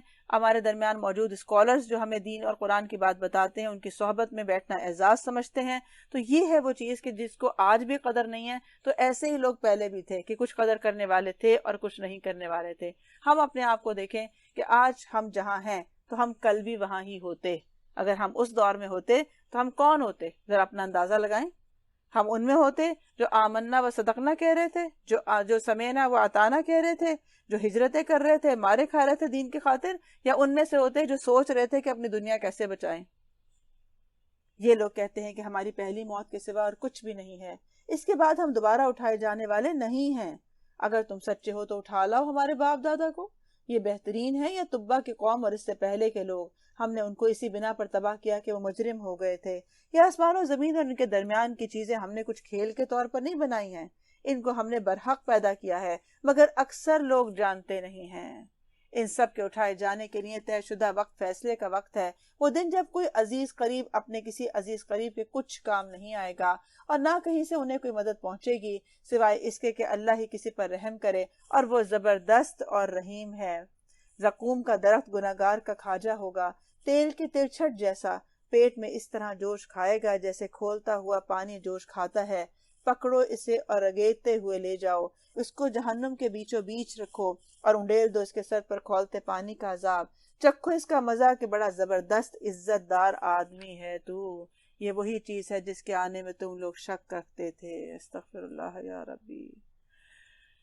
کیونکہ اپنے اسٹیٹس کا خیال، لوگ کیا کہیں گے، ہمارا ماڈرنزم ختم ہو جائے گا، لوگ اگر ہم دیندار بن جائیں گے تو ہماری عزت چلی جائے گی، کیونکہ آج تو لوگ ہماری عزت اسی لیے کرتے ہیں جو ہم ان کے اوپر پیسہ لگاتے ہیں، ہم ان کے فن اور پارٹیاں کرتے ہیں، ہم جو جس طرح کا ہمارا لائف اسٹائل ہے، اسی وجہ سے تو ہم لوگوں میں ان ہے۔ اگر ہم نے یہ چھوڑ دیا تو ہم ان کیسے رہیں گے؟ تو کیا فرمایا جا رہا ہے؟ یہ جو سارا سلوک کیا جا رہا ہے کہ اس کو گھسیٹ کے جہنم میں ڈالو، پھر کھولتا ہوا پانی ڈالو، پھر زقوم کے درخت کا کھانا کھلاؤ، یہ سب کچھ کیوں کرو؟ کیونکہ یہ بڑا عزت دار بنتا تھا، اس لیے دین کو عزت نہیں دیتا تھا، دین کو حقیر سمجھتا تھا، دین میں پیچھے پیچھے رہتا تھا، دین والوں کی عزت نہیں کرتا تھا۔ کیوں؟ کیونکہ اسے اپنی عزت اپنی دنیا میں نظر آتی تھی۔ یہ وہ لوگ ہیں کہ جس کے آنے میں تم لوگ شک کیا کرتے تھے۔ کیا شک تھا؟ کوئی نہیں دوبارہ اٹھائے جائیں گے، اتنے عیش یہاں کر رہے ہیں، آخرت میں بھی ہمارے ساتھ ایسے ہی عیش ہوگا، کیونکہ ہم تو جدی پشتی امیر لوگ ہیں، ہمارے ساتھ تو اللہ نے بڑا ہی فضل کیا، ہمیشہ آخرت میں بھی فضل ہی ہوگا۔ متقی لوگ امن کی جگہ میں ہوں گے، باغوں اور چشموں میں حریر اور دیبا کے لباس پہنے آمنے سامنے بیٹھے ہوں گے، اور یہ ہوگی ان کی شان۔ اور ہم گوری گوری آہو چشم عورتیں ان سے بیاہ دیں گے، وہاں وہ اطمینان سے ہر طرح کی لذیذ چیزیں طلب کریں گے، وہاں موت کا مزہ وہ کبھی نہیں چکھیں گے۔ بس دنیا میں جو موت آ چکی سو آ چکی، اور اللہ اپنے فضل سے ان کو جہنم کے عذاب سے بچا لے گا، یہی بڑی کامیابی ہے۔ دونوں جو انجام ہیں وہ بالکل آمنے سامنے رکھے گئے ہیں، کہ ایک انجام وہ ہے کہ آپ دنیا میں بڑے عزت دار ہوں، دنیا میں بڑی واہ واہ ہو، اور آخرت میں انجام جو ہے وہ بے عزتی پر ہو جائے۔ اور دوسرا یہ ہے کہ انسان یہاں پر اپنی عزت کی پرواہ نہ کرے، العزت للہ جمیعا سمجھے، اور یہ سمجھے کہ جو عزت ہمیں اسلام نے دی ہے وہ ہمارے لیے وہی کافی ہے، اور آخرت میں اس کا انجام جو ہے وہ ہو کہ اللہ سبحانہ و تعالیٰ کی طرف سے عزت کا مقام پانے والا ہو۔ تو اس لیے اپنی عزت بچانے کے لیے کبھی بھی ایسا سودا نہیں کرنا چاہیے کہ انسان جو ہے وہ صرف یہ سوچے۔ اچھا، کچھ لوگ بدعات کے بارے میں بھی ان کو جب پتہ چل جاتا ہے بات، تو وہ صرف اپنی وہ عزت بنانے کی خاطر بدعت کر لیتے ہیں، یعنی انجام جاننے کے باوجود کر لیتے ہیں۔ کیوں؟ بس وہ کیا کریں کہ خاندان میں آپ کو پتہ ہے سب لوگ کہیں گے کہ وہ 40واں نہیں کیا تو برسی نہیں کی، بس اب کیا کریں کہ ان کے منہ دیکھے بھی تو کرنا پڑتا ہے نا بہت کچھ۔ تو یہ کیا چیز ہے؟ یہ وہ ہے کہ اتنی عزت بنانا چاہتا تھا، اس کے باوجود اس نے جو دین کو تھا اسے نیچا کر دیا، اور اپنی عزت کو بالا سمجھا اس سے، کہ میں اپنی عزت نہیں دے سکتا، ہاں دین کو نیچا کر دوں، اس کی عزت چلی جائے تو کوئی حرج نہیں ہے۔ اسی لیے عاجزی اختیار کرنا بہت ضروری ہے، اسی لیے کیونکہ ہم بندے ہیں نا، بندہ بن کے رہنا بہت ضروری ہے، کہ ہمیں یہ اپنی حقیقت پتہ ہونا بہت ضروری ہے، اپنے ساتھ فیئر ہونا بہت ضروری ہے، کہ کسی دھوکے میں نہ رہیں کہ آپ بہت عزت دار ہیں۔ کہاں ہے عزت ہماری؟ ہماری عزت کا معیار اللہ کیا ہے؟ اگر ہم اللہ کے عزت دار ہیں تو ہم عزت دار ہیں، اور اگر دنیا میں، کیونکہ صحابہ کرام جو تھے یا انبیاء علیہ السلام تھے، مارے کھا رہے تھے وہ تو کیا یہ عزت کے خلاف تھا ان کی؟ یا اسی طرح ہجرتیں کر رہے تھے، ان کے پاس کھانے کو نہیں ہوتا تھا، پہننے کو نہیں ہوتا تھا، گھر بار اس طرح سے نہیں تھے۔ تو اگر دیکھا جائے، اگر ہمارا جو اپنا معیار ہم نے بنا لیا ہے، تو اس میں اب دنیاوی طور پر تو ان کی عزت پہ پانے والی کوئی بھی چیز ایسی نہیں تھی، کیونکہ جس سے گھر سے عزت ملتی یا گاڑی سے عزت ملتی یا کچھ بھی نہیں تھا۔ لیکن پھر اللہ تعالیٰ نے ان کو عزت جو دی وہ دائمی طور پر عطا کر دی۔ تو کیوں عطا کی؟ اس سے کی کہ جو اللہ کے ساتھ جڑ جائے گا، اس کے دین کے ساتھ جڑ جائے گا، وہ باعزت ہو جائے گا۔ جیسا کہ ہم دیکھتے ہیں کہ مکرم ہو جاتے ہیں وہ صفحات جن کے اوپر یہ کلام لکھا جائے، مکرم ہو جاتے ہیں وہ سینے جن کے اندر یہ محفوظ کیا جائے، اور مکرم ہو جاتی ہے وہ رات جو لیلۃ القدر بن جاتی ہے جس میں اس کا نزول کیا جائے۔ تو یہ کیسے ہو سکتا ہے کہ اس کے ساتھ کوئی جڑنے والا ہو اور پھر وہ عزت نہ پائے؟ اے نبی صلی اللہ علیہ وسلم، ہم نے اس کتاب کو تمہاری زبان میں سہل بنایا ہے تاکہ یہ لوگ نصیحت حاصل کریں۔ اب تم بھی انتظار کرو اور یہ بھی منتظر ہیں، کیونکہ یہ کتاب جو ہے وہ کیا ہے؟ آسان بنا دی گئی ہے۔ کوئی بھی شخص اس کو پڑھے، اس کی کوئی بھی تفسیر نہ کی جائے، تو آپ دیکھیں کہ پھر بھی یہ واضح طور پر ہے کہ اگر کوئی عقل کھول کے اور تعصب سے بالا ہو کر اس کو پڑھے گا تو یہ ہو نہیں سکتا ہے کہ اس کو یہ بات سمجھ میں نہ آئے کہ اسے زندگی کیسے گزارنی چاہیے۔ اسی طرح سے اس میں یہ بات ہے کہ جنتوں کی نعمتوں کا ذکر کرنے کے بعد جہنم سے بچائے جانے کا خاص طور پہ الگ ذکر کیا گیا ہے۔ حالانکہ کسی شخص کا جنت میں پہنچ جانا آپ اس بات کی دلیل ہے کہ وہ جہنم سے بچ گیا ہے۔ اب اس کی وجہ یہ ہے کہ فرما برداری کے انعام کی قدر انسان کو پوری طرح اس وقت محسوس ہو سکتی ہے جب اس کے سامنے یہ بات بھی ہو کہ نافرمانی کرنے والے کہاں پہنچے اور کس برے انجام سے اس کو بچایا گیا ہے۔ دوسری طرف قابل توجہ بات یہ ہے کہ اللہ تعالیٰ ان لوگوں کے جہنم سے بچنے اور جنت میں پہنچنے کو اپنے فضل کا نتیجہ بھی قرار دے رہے ہیں۔ اس سے انسان کو اس حقیقت پر متنبع کرنا مقصود ہے کہ یہ کامیابی کسی شخص کو نصیب نہیں ہو سکتی جب تک کہ اللہ کا فضل شامل حال نہ ہو جائے۔ اگرچہ آدمی کو انعام اس کے اپنے حسن عمل پر ہی ملے گا، لیکن اول تو حسن عمل کی توفیق آدمی کو اللہ کے فضل سے نصیب ہوتی ہے۔ پہلا فضل تو دنیا میں یہ ہو جاتا ہے۔ پھر جو بہتر سے بہتر عمل بھی انسان کر پاتا ہے وہ کبھی کامل اور اکمل نہیں ہوتا، جس کے متعلق دعویٰ کیا جا سکے کہ اس میں کوئی نقص نہیں ہے، نہ نیت کا جھول ہے، نہ کسی اور چیز کا ہے، بلکہ ہم نماز پڑھنے کے بعد بھی کیا کہتے ہیں؟ استغفر اللہ استغفر اللہ۔ اب یہ اللہ کا فضل ہے کہ وہ بندے کی کمزوریوں اور اس کے عمل کی خامیوں کو نظر انداز کر کے اس کی جو خدمات ہیں وہ قبول کر لیتا ہے اور پھر اسے انعام سے سرفراز کرتا ہے، ورنہ باریک بینی کے ساتھ حساب کرنے پر اگر وہ اتر آئے تو کس کی یہ ہمت ہے کہ اپنی قوت بازو سے جنت جیت لینے کا دعویٰ کر سکے؟ اور یہی بات ہے جو حدیث میں بیان ہوئی ہے کہ نبی صلی اللہ علیہ وسلم نے فرمایا ہے، عمل کرو اور اپنی حد استطاعت تک زیادہ سے زیادہ ٹھیک کام کرنے کی کوشش کرو، مگر یہ جان لو کہ کسی شخص کو محض اس کا عمل جنت میں داخل نہیں کرے گا۔ لوگوں نے عرض کیا کہ یا رسول اللہ صلی اللہ علیہ وسلم، کیا آپ کا عمل بھی نہیں؟ تو آپ نے فرمایا، ہاں، میں بھی محض اپنے عمل کے زور سے جنت میں نہیں پہنچ سکوں گا، الا یہ کہ مجھے میرا رب اپنی رحمت سے ڈھانک لے۔ تو گویا سے اللہ سے اس کی رحمت کا، اس کے فضل کا سوال کرتے رہنا چاہیے، اور پھر وہ فضل مختلف شکلوں میں آتا ہے اکارڈنگ ٹو ہماری نیڈ جیسی ہوتی ہے کہ ہمیں کب کیا چاہیے اس وقت۔ تو اس طرح جب اللہ کا فضل ہم پر ہوتا ہے تو ہمیں کاموں کی صلاحیت مل جاتی ہے، عمل کی توفیق مل جاتی ہے، دعا کی توفیق مل جاتی ہے، قیام اللیل کی توفیق مل جاتی ہے۔ یہ ہے اس کی رحمت کہ پھر ہم سے وہ کام بھی ہونے لگتے ہیں جس کے ہم خود قابل تھے ہی نہیں۔ اور اس کا اندازہ آپ رمضان اور عام جو زندگی ہم گزارتے ہیں اس سے کر سکتے ہیں کہ 2 نفل ایکسٹرا پڑھنا مشکل ہو جاتا ہے، اور یہاں پر آپ اتنی لمبی لمبی تراویحیں پڑھ رہے ہوتے ہیں، یہ کہاں سے پڑھ لیتے ہیں؟ یہ ہے اس کی رحمت کہ انسان کو وہ توفیق ملتی ہے، وہ صحت، عافیت، اور پھر مواقع اس کو وہ نصیب جو ہو جاتے ہیں، یہ اللہ کے فضل سے تھا۔ سورۃ الجاثیہ۔ بسم اللہ الرحمن الرحیم۔ حامیم۔ تنزیل الکتاب من اللہ العزیز الحکیم۔ ان فی السماوات والارض لآیات للمؤمنین وفی خلقکم وما یبث من دابۃ آیات لقوم یوقنون۔ بسم اللہ الرحمن الرحیم۔ حامیم۔ اس کتاب کا نزول اللہ کی طرف سے ہے جو زبردست اور حکیم ہے۔ یعنی ہم کہتے ہیں ہمیں کوئی حکمت سکھا دے، ہمیں کوئی مشورہ دے دے، تو یہ ہے وہ کتاب جس کو جو پڑھے گا اسے حکمت سمجھ میں آ جائے گی، زندگی کے فیصلے سمجھ میں آنے لگیں گے، اللہ سبحانہ وتعالیٰ کی تمام فیصلوں کی حکمت نظر آنے لگے گی کہ اللہ کا فیصلہ کبھی بھی ہمارے خلاف ہو نہیں سکتا۔ حقیقت یہ ہے کہ آسمان و زمین میں بے شمار نشانیاں ہیں ایمان لانے والوں کے لیے۔ کس کو نظر آتی ہیں نشانیاں؟ کبھی سورج دیکھ کے، کبھی پھول دیکھ کے، کبھی کوئی آپ جیسے آج کل افطار دیکھتے ہیں تو اتنی بھوک کے بعد، پیاس کے بعد آپ کو جب کھانا ملتا ہے تو اس میں کس کو نشانی نظر آتی ہے؟ کس کو آتا ہے سبحان اللہ، اللہ تیرا شکر ہے؟ یہ شکر، یہ احساس، یہ کہاں کس کو ملتا ہے؟ جس کے اندر ایمان ہوتا ہے۔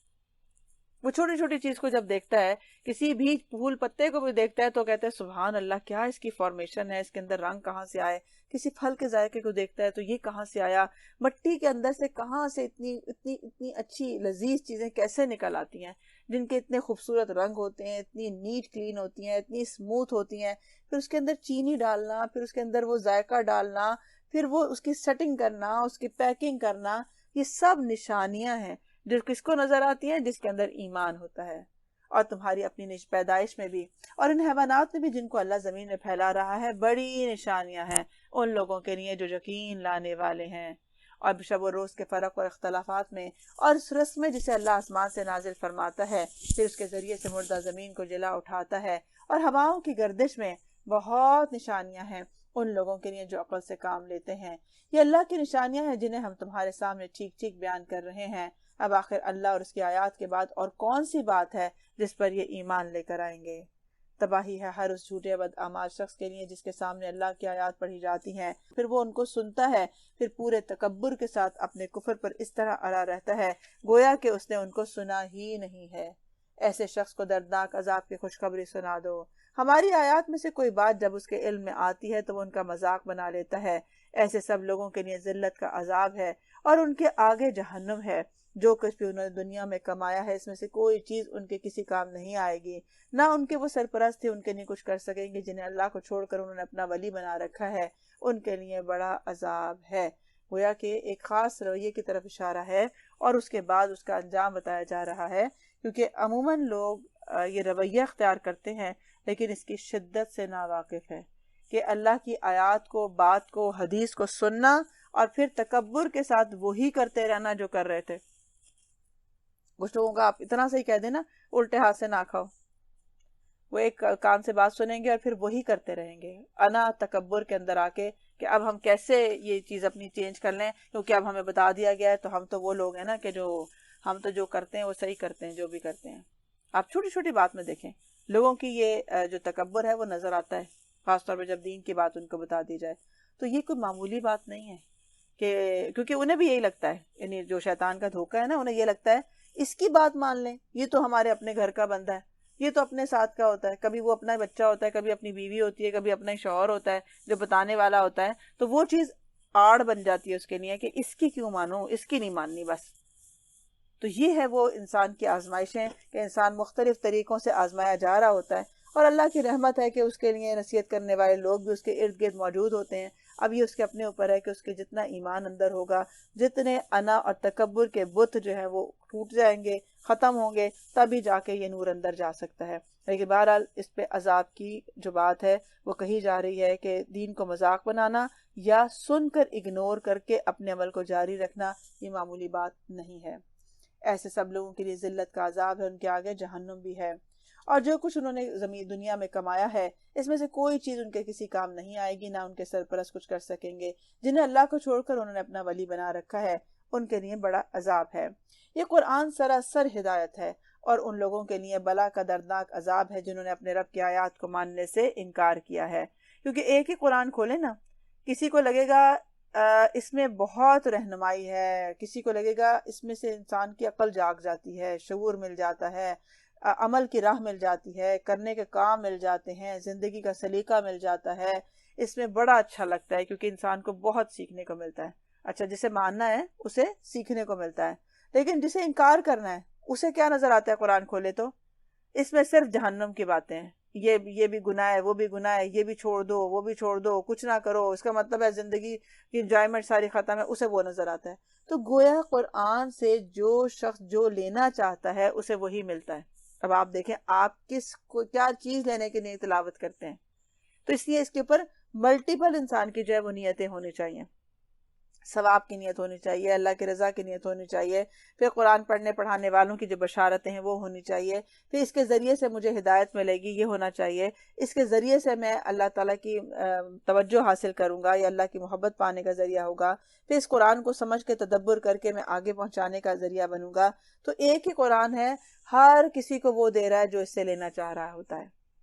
وہ اللہ ہی تو ہے جس نے تمہارے لیے سمندر کو مسخر کر دیا ہے تاکہ اس کے حکم سے کشتیاں اس میں چلیں اور تم اس کا فضل تلاش کرو اور شکر گزار رہو۔ اس نے زمین اور آسمانوں کی ساری ہی چیزوں کو تمہارے لیے مسخر کر دیا، سب کچھ اپنے پاس سے، اس میں بڑی بڑی نشانیاں ہیں ان لوگوں کے لیے جو غور و فکر کرنے والے ہیں۔ یعنی کائنات میں بے شمار میجورٹی چیزیں ایسی ہیں جس کو اللہ تعالیٰ نے ہمارے لیے آٹو پہ مسخر کیا ہوا ہے۔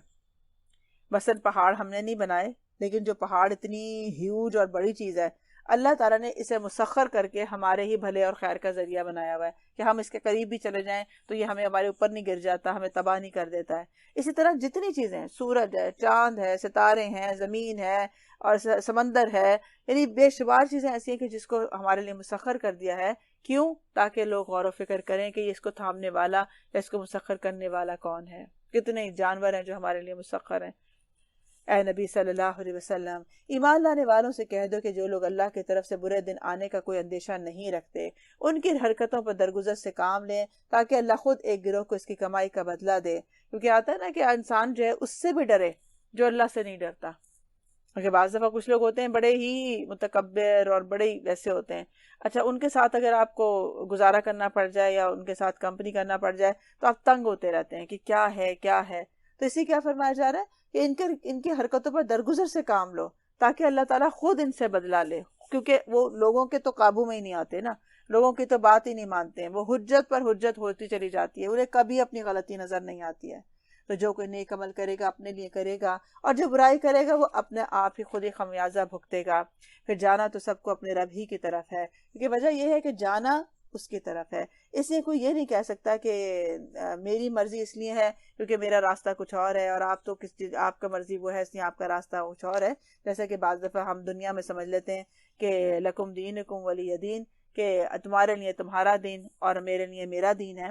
تو اسی طرح بعض دفعہ سمجھ لیتے ہیں کہ آپ کے لیے دین اور میرے لیے دنیا ہے، تو بس اپنا ڈیوائڈ کر لیتے ہیں، میں دین کے کچھ نہ جانوں اور آپ دنیا کا انٹرفیئر نہ کریں، مجھے نصیحت نہ کریں. تو یہ ہو نہیں سکتا، کیونکہ یہ جو دین ہے چاہے دنیا ہے یہ اللہ نے بنائی، اور اس کو جس طرح شروع اللہ نے کیا اسی طرح وائنڈ اپ بھی اللہ کی طرف جانا ہی ہونا ہے. لہٰذا دنیا کا کوئی بندہ بشر جس کو اللہ کی پہچان ہی نہیں ہے، پتہ ہی نہیں ہے اللہ کون ہے، اسے بھی وہیں جانا ہے، اور جو سب سے متقی ہے اسے بھی وہیں جانا ہے. اس سے پہلے بنی اسرائیل کو ہم نے کتاب اور حکم اور نبوت عطا کی تھی، ان کو ہم نے عمدہ سامان زیست سے نوازا تھا، دنیا بھر کے لوگوں پر ان کو فضیلت عطا کی تھی، اور دین کے معاملے میں انہیں واضح ہدایات دے دی تھیں. پھر جو اختلاف ان کے درمیان رونما ہوا وہ ناواقفیت کی وجہ سے نہیں تھا بلکہ علم آ جانے کے بعد ہوا، اور اس بنا پر ہوا کہ وہ آپس میں ایک دوسرے پر زیادتی کرنا چاہتے تھے. اللہ قیامت کے روز ان معاملات کا فیصلہ فرمائے گا جن میں وہ اختلاف کر رہے تھے. اس کے بعد اب اے نبی صلی اللہ علیہ وسلم، ہم نے تم کو دین کے معاملے میں ایک صاف شرح اور شریعت عطا کی ہے، لہٰذا تم اسی پر چلو اور ان لوگوں کی خواہشات کا اتباع نہ کرو جو علم نہیں رکھتے ہیں. اللہ کے مقابلے میں تمہارے کچھ بھی کام نہیں آ سکتے ہیں. ظالم لوگ ایک دوسرے کے ساتھی ہیں اور متقین کا ساتھی اللہ ہے. یہ بصیرت کی روشنیاں ہیں سب لوگوں کے لیے، اور ہدایت اور رحمت ان لوگوں کے لیے جو یقین لانے والے ہیں. گویا کہ رحمت اور ہدایت پانے کے لیے یقین کا ہونا ضروری ہے، کہ وہ یقین جو انسان کے ایکشن کو بدل دے، دل کو بدل دے، سوچوں کو بدل دے، انسان کے دن رات کے روٹین کو بدل دے. تو وہ ہے یقین کی کیفیت کہ جس سے پھر انسان کو بصیرت کی روشنیاں ملتی ہیں. اسی لیے دیکھیں نا کہ جو لوگ ایک ہی 24 گھنٹے سب کے پاس ہے، لیکن کچھ لوگ ہوتے ہیں وہ اپنی زندگی میں دین کو جب ترجیح بناتے ہیں تو وہ ہر چیز کو مینج کر لیتے ہیں. لیکن جو لوگ صرف دنیا کو ترجیح بناتے ہیں، نہ ان کے دنیا ہاتھ آتی ہے نہ ان کے دین ہاتھ آتا ہے، کچھ بھی ہاتھ نہیں آتا ہے. تو ڈپینڈ یہ کرتا ہے کہ آپ نے ترتیب کیا رکھی ہوئی ہے. اگر دین سب سے پہلے آ جائے گا تو باقی کاموں میں برکت ہو جاتی ہے، اور باقی بہت ساری چیزیں جو ہے وہ اللہ کی رحمت سے ٹھیک ہو جاتے ہیں. اور سب سے بڑی بات یہ ہے کہ انسان کے اپنا نفس جو ہے وہ سب سے پہلے اگر تقویٰ کی طرف آتا ہے تو رحمت اللہ کی پانے کا ذریعہ ہے. کیا وہ لوگ جنہوں نے برائیوں کا ارتکاب کیا ہے یہ سمجھے بیٹھے ہیں کہ ہم انہیں اور ایمان لانے والوں اور نیک عمل کرنے والوں کو ایک جیسا کر دیں گے، ان کا جینا اور مرنا یکساں ہو جائے؟ بہت برے حکم ہیں جو یہ لگاتے ہیں. اللہ نے تو آسمان و زمین کو برحق پیدا کیا ہے، اس لیے کیا ہے کہ ہر متنفس کو اس کی کمائی کا بدلہ دیا جائے. لوگوں پر ظلم ہرگز نہیں کیا جائے گا. گویا کہ میرا جینا میرا مرنا رب العالمین کے لیے ہے.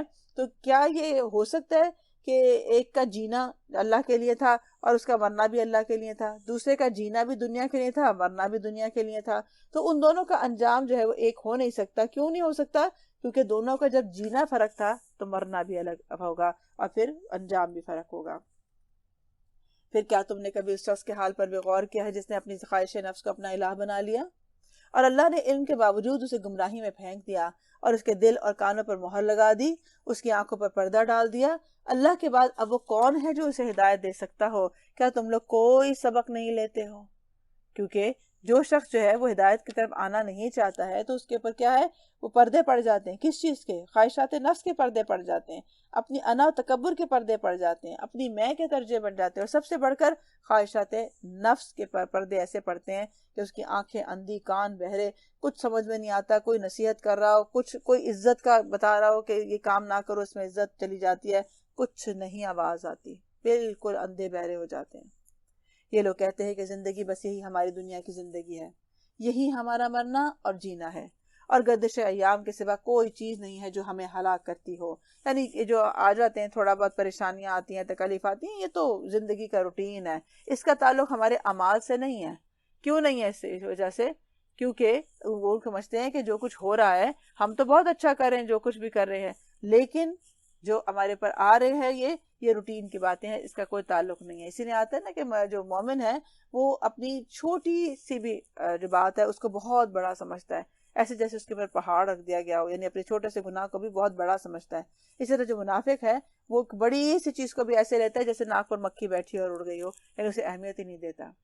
در حقیقت اس معاملے میں ان کے پاس کوئی علم نہیں ہے، یہ محض گمان کی بنا پر یہ باتیں کرتے ہیں، اور جب ہماری واضح آیات انہیں سنائی جاتی ہیں تو ان کے پاس کوئی حجت اس کے سوا نہیں ہوتی کہ اٹھا لاؤ ہمارے باپ دادا کو اگر تم سچے ہو۔ اے نبی صلی اللہ علیہ وسلم ان سے کہو کہ اللہ ہی تمہیں زندگی بخشتا ہے، پھر وہی تمہیں موت دیتا ہے، پھر وہی تم کو اس قیامت کے دن جمع کرے گا جس کے آنے میں کوئی شک نہیں ہوگا، مگر اکثر لوگ جانتے نہیں ہیں۔ کیوں شک میں کیوں ہیں؟ کیونکہ نہیں لگتا کہ ہم کبھی جا سکتے ہیں اور ہم کبھی اٹھائے جائیں گے اور ہمیں اعمال کا بدل ملے گا۔ تو اس شک سے نکلنے کا طریقہ کیا ہے؟ علم حاصل کیا جائے۔ کتنا علم حاصل کیا جائے کہ یقین بن جائے؟ بار بار علم حاصل کیا جائے جب تک کہ وہ یقینی کیفیت دل میں اتر نہ جائے۔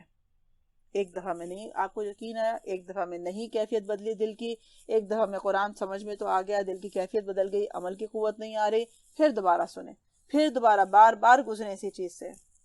زمین اور آسمانوں کی بادشاہی اللہ کی ہے، اور جس روز قیامت کی گھڑی آ کھڑی ہوگی اس دن باطل پرست خطارے میں پڑ جائیں گے۔ اس وقت تم ہر گروہ کو گھٹنوں کے بل گرا دیکھو گے، اور ہر گروہ کو پکارا جائے گا کہ آئے اور اپنا نام اعمال دیکھے۔ گھٹنوں کے بل کیوں؟ کیونکہ آپ جو اکڑ تھی وہ سب نکل گئی۔ جیسے آپ گھٹنوں کے بل بیٹھے ہوں تو آپ پوری قوت میں نہیں ہوتے نا۔ ہر گروہ کو پکارا جائے گا اور اپنا نام اعمال دیکھے گا۔ ان سے کہا جائے گا کہ آج تم لوگوں کو ان اعمال کا بدلہ دیا جائے گا جو تم کرتے رہے تھے۔ یہ ہمارا تیار کیا ہوا اعمال نامہ ہے جو تمہارے اوپر ٹھیک ٹھیک شہادت دے رہا ہے کہ جو کچھ بھی تم کرتے تھے اسے ہم لکھواتے جا رہے تھے۔ پھر جو لوگ ایمان لے آئے تھے اور نیک عمل کر رہے تھے انہیں ان کا رب اپنی رحمت میں داخل کرے گا، اور یہی سری کامیابی ہے۔ کہ کن لوگوں کو کرے گا؟ جو ایمان لائے تھے اور ان کو پتا تھا کہ ہماری ہر بات لکھی جا رہی ہے۔ انہیں خطرہ رہتا تھا کہ کہیں ایسا نہ ہو کہ میرے نام اعمال میں یہ بات لکھ لی جائے اور مجھے اس کا وبال دیکھنا پڑے۔ تو اگر کوئی بات ان سے ہو جاتی تھی تو وہ فوراً استغفار ہاتھ کے ہاتھ کر لیا کرتے تھے۔ اور جن لوگوں نے کفر کیا تھا ان سے کہا جائے گا کہ کیا میری آیات تم کو نہیں سنائی جاتی تھی؟ مگر تم نے تکبر کیا اور مجرم بن کر رہے۔ اور جب کہا جاتا تھا کہ اللہ کا وعدہ برحق ہے اور قیامت کے آنے میں کوئی شک نہیں ہے، تو تم کہتے تھے کہ ہم نہیں جانتے قیامت کیا ہوتی ہے، بس ہم ایک گمان سا رکھتے ہیں، یقین کو ہم نہیں جانتے۔ اس وقت ان پر ان کے اعمال کی برائیاں کھل جائیں گی اور وہ اسی چیز کے پھیر میں آ جائیں گے کہ جس کا وہ مذاق اڑایا کرتے تھے۔ جیسے اگر آپ اپنی میجورٹی کو دیکھیں تو وہ کہیں گے کہ ہم مانتے ہیں، آخرت کو مانتے ہیں، دوبارہ اٹھائے جانے کو مانتے، لیکن ہمیں یقین نہیں ہے، یا ہمیں وہ اس طرح پتہ نہیں ہے کہ کیا کس طرح ہوگا۔ بس اچانک جب وہ گھڑی آ جائے گی تو پتہ چلے گا یہ بھی ابھی سہنا ہے اور یہ بھی برداشت کرنا ہے اور یہ مرحلہ بھی ہے۔ تو وہ کیا کہیں گے؟ ہمیں ہے تو پتہ ہے لیکن ہمیں یہ نہیں پتا کہ یقینی طور پر کیا ہوگا۔ اس لیے وہ مذاق اڑا دیتے ہیں اس بات کا جب وہ اس کو دیکھتے ہیں کہ ہلکا کرنا چاہ رہے ہوتے ہیں جس کا وہ علم نہیں رکھتے ہیں، اور اسے کہہ دیا جائے گا کہ آج ہم بھی اسی طرح تمہیں بھلائے دیتے ہیں جس طرح تم اس دن کی ملاقات کو بھول گئے تھے۔ تمہارا ٹھکانہ اب دوزخ ہے اور کوئی تمہاری مدد کرنے والا نہیں ہے۔ یہ تمہارا انجام اس لیے ہوا ہے کہ تم نے اللہ کی آیات کا مذاق بنا لیا تھا اور تمہیں دنیا کی زندگی نے دھوکے میں ڈال رکھا تھا، لہٰذا آج نہ یہ لوگ دوزخ سے نکالے جائیں گے اور نہ ان سے کہا جائے گا کہ معافی مانگ کر اپنے رب کو راضی کر لو۔ ہائی لائٹ کر لیں کیا وجہ ہے دوزخ میں جانے کی جس سے بچنے کی ضرورت ہے کہ اللہ کی آیات کا مذاق بنانا اور دنیا کی زندگی میں کے دھوکے میں اپنے آپ کو رکھنا کہ ہم جو کر رہے ہیں بالکل ٹھیک کر رہے ہیں۔ تو کرنے کا کام کیا ہے کہ اپنے رب سے معافی مانگو اور اسے راضی کرنے کی کوشش کرو۔ فَلِلَّهِ الْحَمْدُ رَبِّ السَّمَاوَاتِ وَرَبِّ الْأَرْضِ رَبِّ الْعَالَمِينَ وَلَهُ الْكِبْرِيَاءُ فِي السَّمَاوَاتِ وَالْأَرْضِ وَهُوَ الْعَزِيزُ الْحَكِيمُ۔ بس تعریف اللہ ہی کے لیے ہے جو زمین اور آسمانوں کا مالک اور سارے جہان والوں کا رب ہے۔ زمین اور آسمانوں میں بڑائی اسی کی ہے اور وہی زبردست اور دانا ہے۔ تو کیوں نہ اس کی جو دانائی ہے، اس کی جو حکمت ہے، اس کا جو غلبہ ہے، اس پر اعتماد کریں اور اپنے آپ کو رضیت باللہ ربا وبالاسلام دینا وبمحمد نبیہ کے حوالے کریں کہ ہمیں جو اللہ تعالیٰ نے کہا وہ ہمارے لیے خیر ہے اور ہم اس پر ایمان لائے ہیں، اور اللہ سبحانہ وتعالیٰ ہم سب کے حق میں جو کرنے والا ہے وہی بہترین ہے۔ اللہ سبحانہ وتعالیٰ اللہ اور اس کے رسول کی بہترین اطاعت نصیب فرمائے، ہمیں جہنم سے آزاد فرمائے اور ہمیں جنت الفردوس میں انبیاء علیہ السلام کا ساتھ عطا فرمائے۔ اللهم أنت ربي وأنا عبدك ظلمت نفسي فاعترفت بذنبي يا ربي فاغفر لي ذنبي إنك أنت ربي إنه لا يغفر الذنوب إلا أنت۔ اے اللہ تو میرا رب اور میں تیرا بندہ ہوں، میں نے اپنی جان پر ظلم کیا، مجھے اپنے گناہ کا اعتراف ہے، میرے رب بس میرے لیے میرے گناہ معاف فرما، بے شک تو ہی میرا رب ہے، کیونکہ تیرے علاوہ کوئی بھی گناہوں کو معاف نہیں کر سکتا ہے، کیونکہ جو کچھ ہم نے کمی جس کے حق میں کی ہے اسی سے اپنی معافی مانگنی ہوگی، بندوں سے کی تو بندوں کے حق میں معافی، اور اللہ سے بھی، اور اگر اللہ کے حق میں کی ہے تو جو غلطی ہو گئی سو ہو گئی۔ اب سے اپنی زندگی کو اللہ اور اس کے رسول کے مطابق گزارنے کا عہد کریں اور اس پر چلنے کی کوشش کریں۔ وآخر دعوانا ان الحمد للہ رب العالمین۔ سبحانک اللہم وبحمدک اشہد ان لا الہ الا انت استغفرک واتوب الیک۔ بارک اللہ فیکم۔ السلام علیکم ورحمۃ اللہ وبرکاتہ۔ إن هذا القرآن يهدي للتي هي أقوم ويبشر المؤمنين الذين يعملون الصالحات أن لهم أجرا كبيرا۔